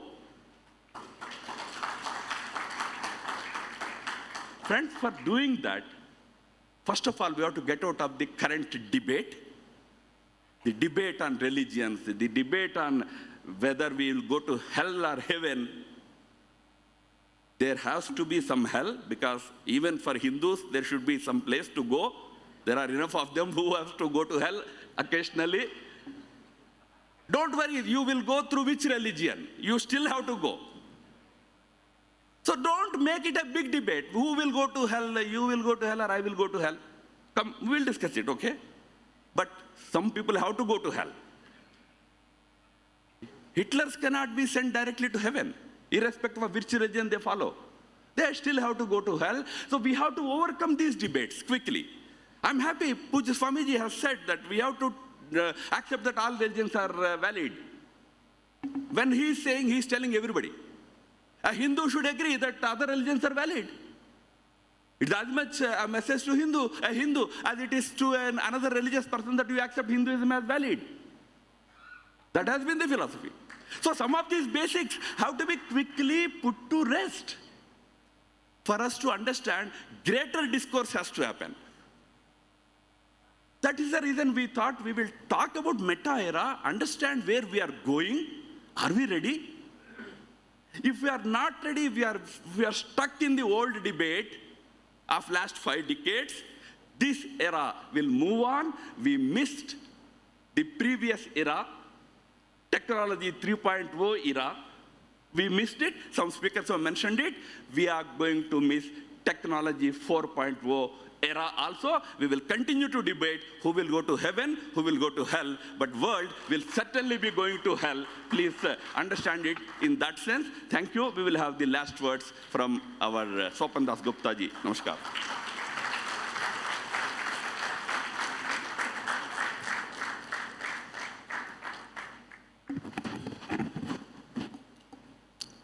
Shri Ram Madhav ji, I don't know which of the other speakers are still virtually on or off.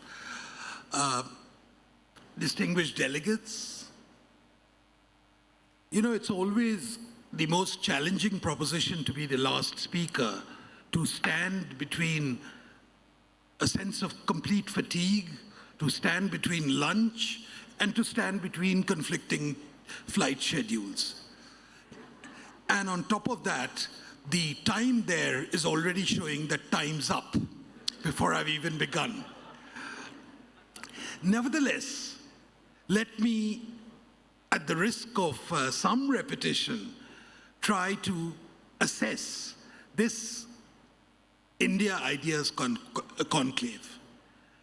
Now, whenever I think about this session, this wonderful gathering which we had post-COVID times in Bengaluru, I'm reminded of the time almost 2 decades ago, right, Ram Madhav?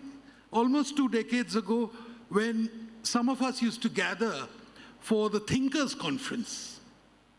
And the Thinkers Conference was a clutch of various individuals, some fits, some complete misfits, all of whom were with one purpose of how to rectify a particular narrative, how to get ourselves registered on the intellectual map of India in the face of formidable odds. Our concerns then were very, very different. They were, if you look back in hindsight, somewhat limited, sometimes a bit too overambitious. From there, to move to this dissection of the frontiers of technology and how we can adjust to it has been a great leap. It's been a monumental leap.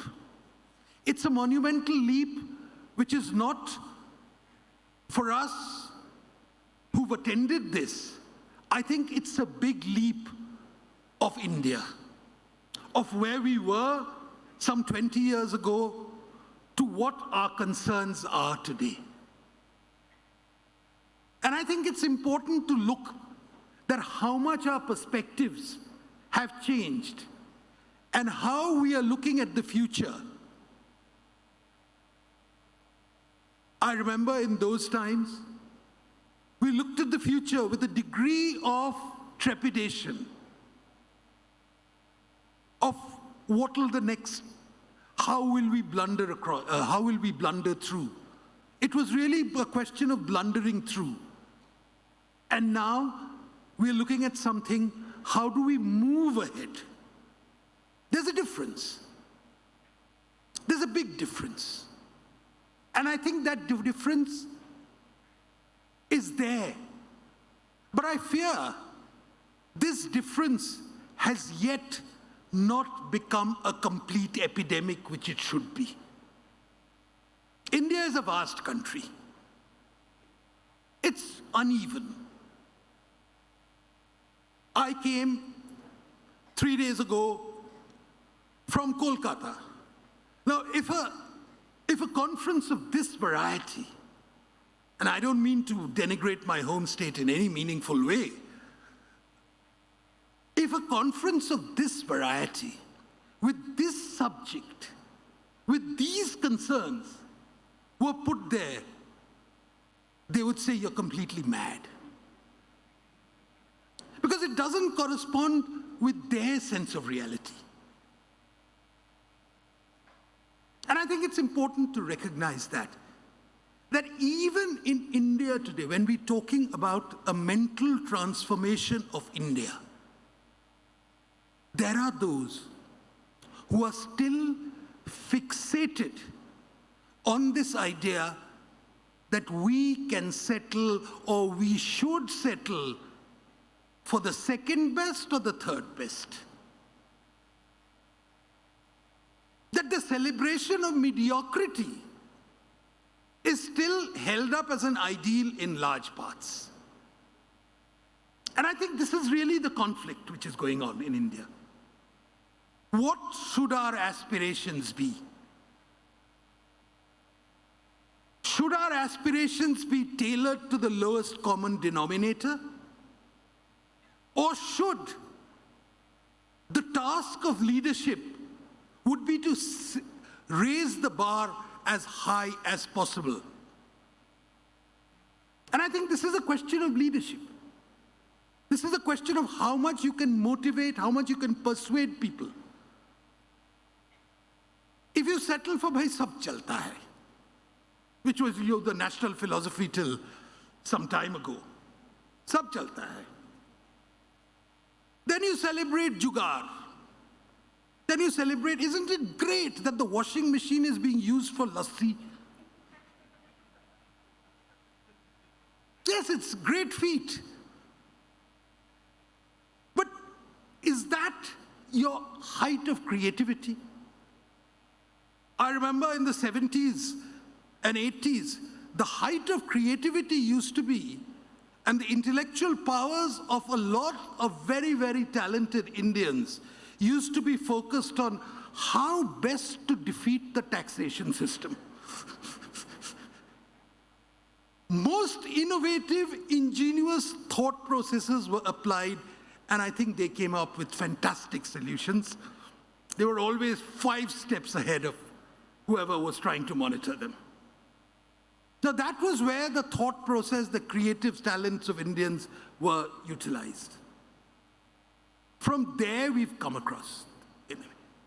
Now, if you look at, I've spent the past few years studying the political thoughts of modern India from about the 18th century onwards. And one of the concerns of those days of Indians till about the middle of the 20th century lay in asking very fundamental question. Why did we become a subject nation?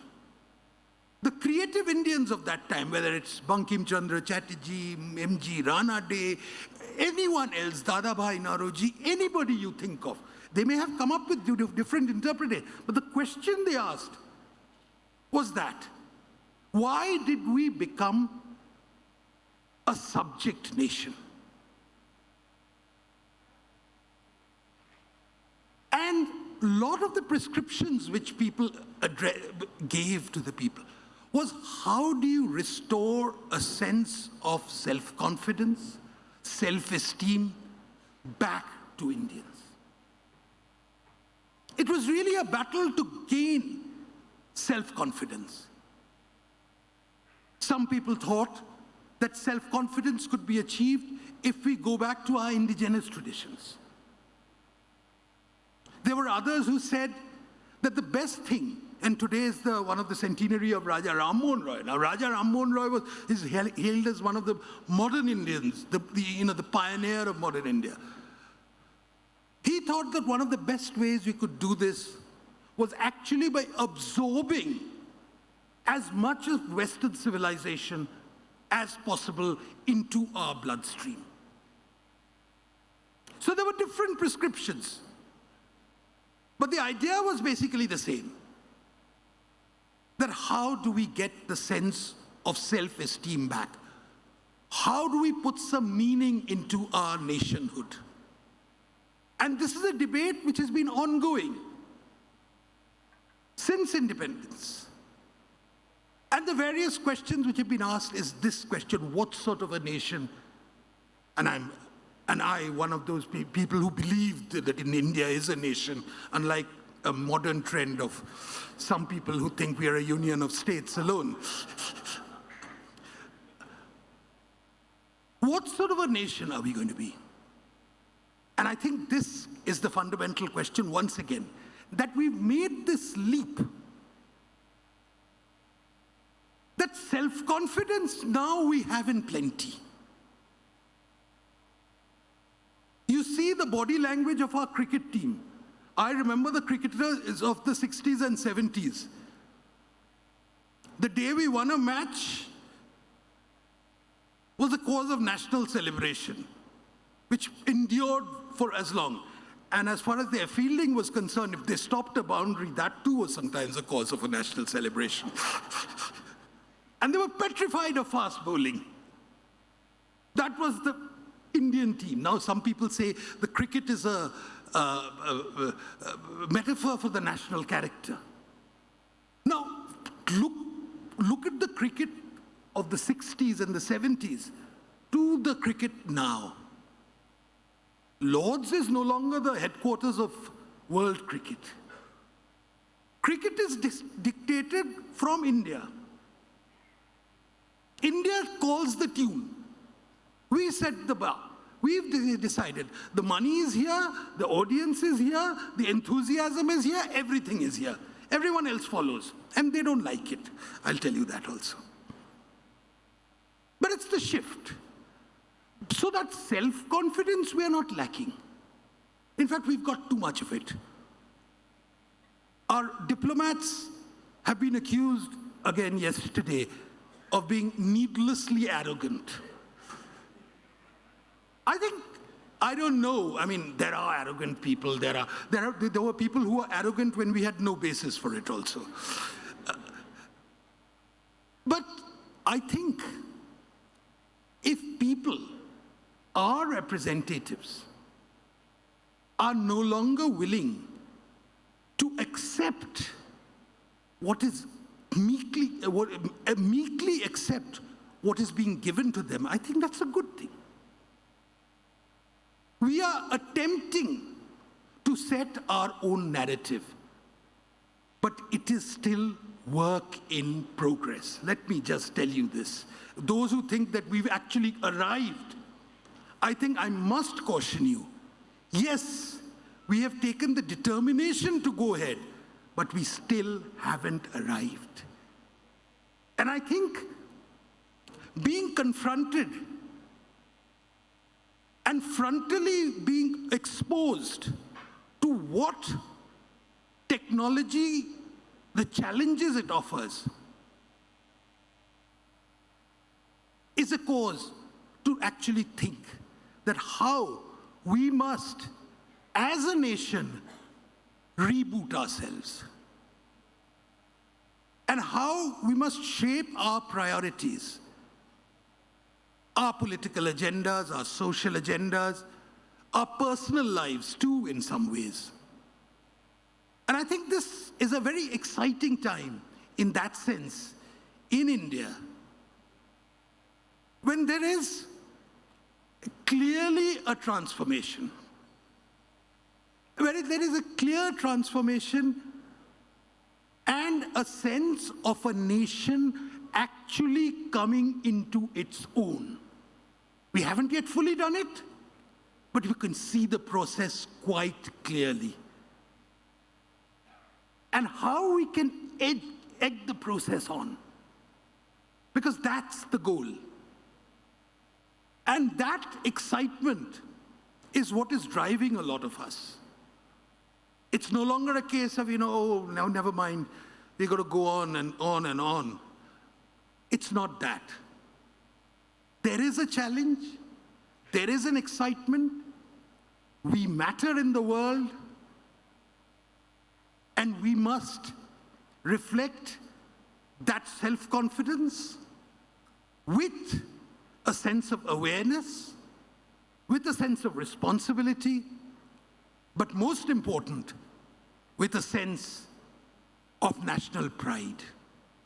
And I hope that message comes across quite clearly in the coming to the coming generation, to the youngsters, to everybody here, which that sense should prove infectious.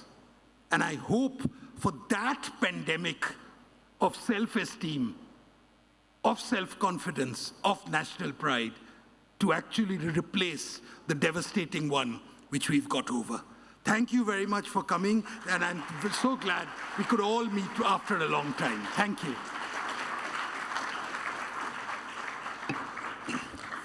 Friends, we have a very illustrious personality, a renowned music composer who has made great name and fame for himself in the world, and in the process brought great fame to our country, Mr. Ricky Cage, amidst us today.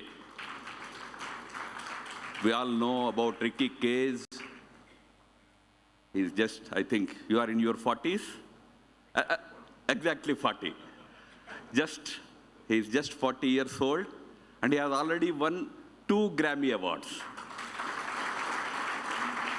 The first one He had won in 2015, for which Honorable Prime Minister Modi ji has himself felicitated him. And this year, he recently won the second Grammy Award also. He was there just 1 week ago or 10 days ago to receive the award. Happy to have him in the midst of all of us. May I request Ricky to come up, and Swapanda, one felicitation from the side of all of us. And best wishes to you. You have a long way to go.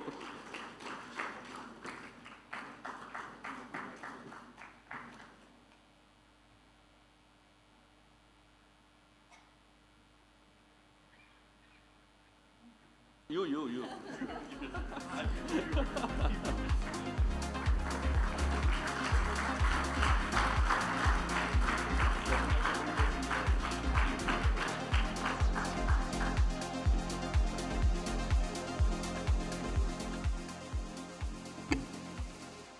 Thank you, Swapanji, and thank you.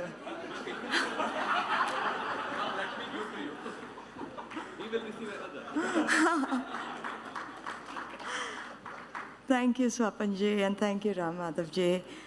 May I now request Mr. Srikara, Director of WMG Group, to felicitate Shri Swapan Das Gupta.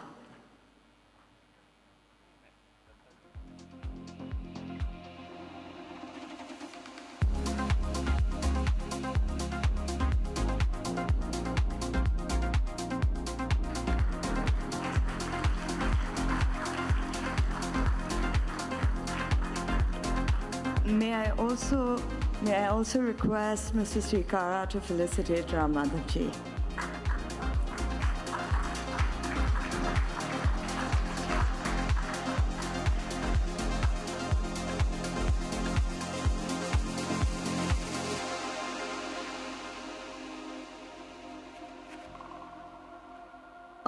On behalf of India Foundation, first I would like to thank Shri C.R. Mukunda ji, Shri Om Swami ji, Shri Swapan Das Gupta ji, and Shri Ram Madhav ji.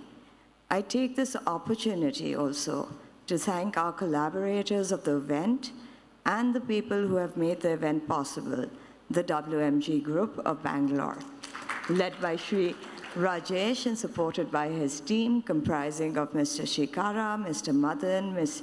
Hema, Ms. Anaga, and all others.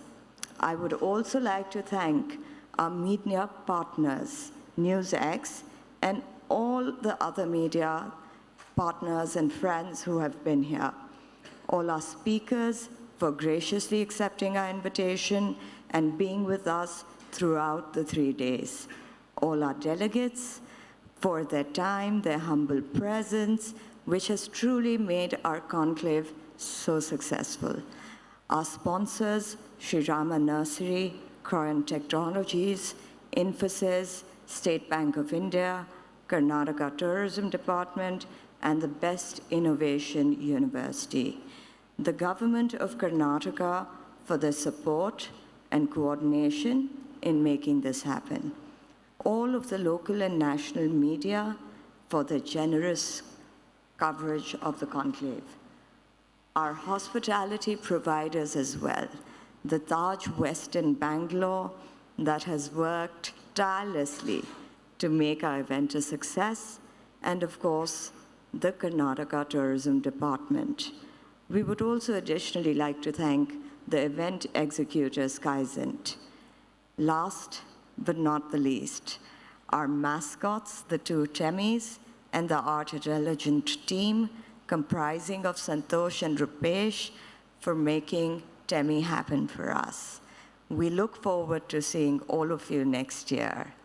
Thank you. May I also request you all to proceed for lunch. There is a part of it here and also outside, wherever you'd like to be. Thank you very much.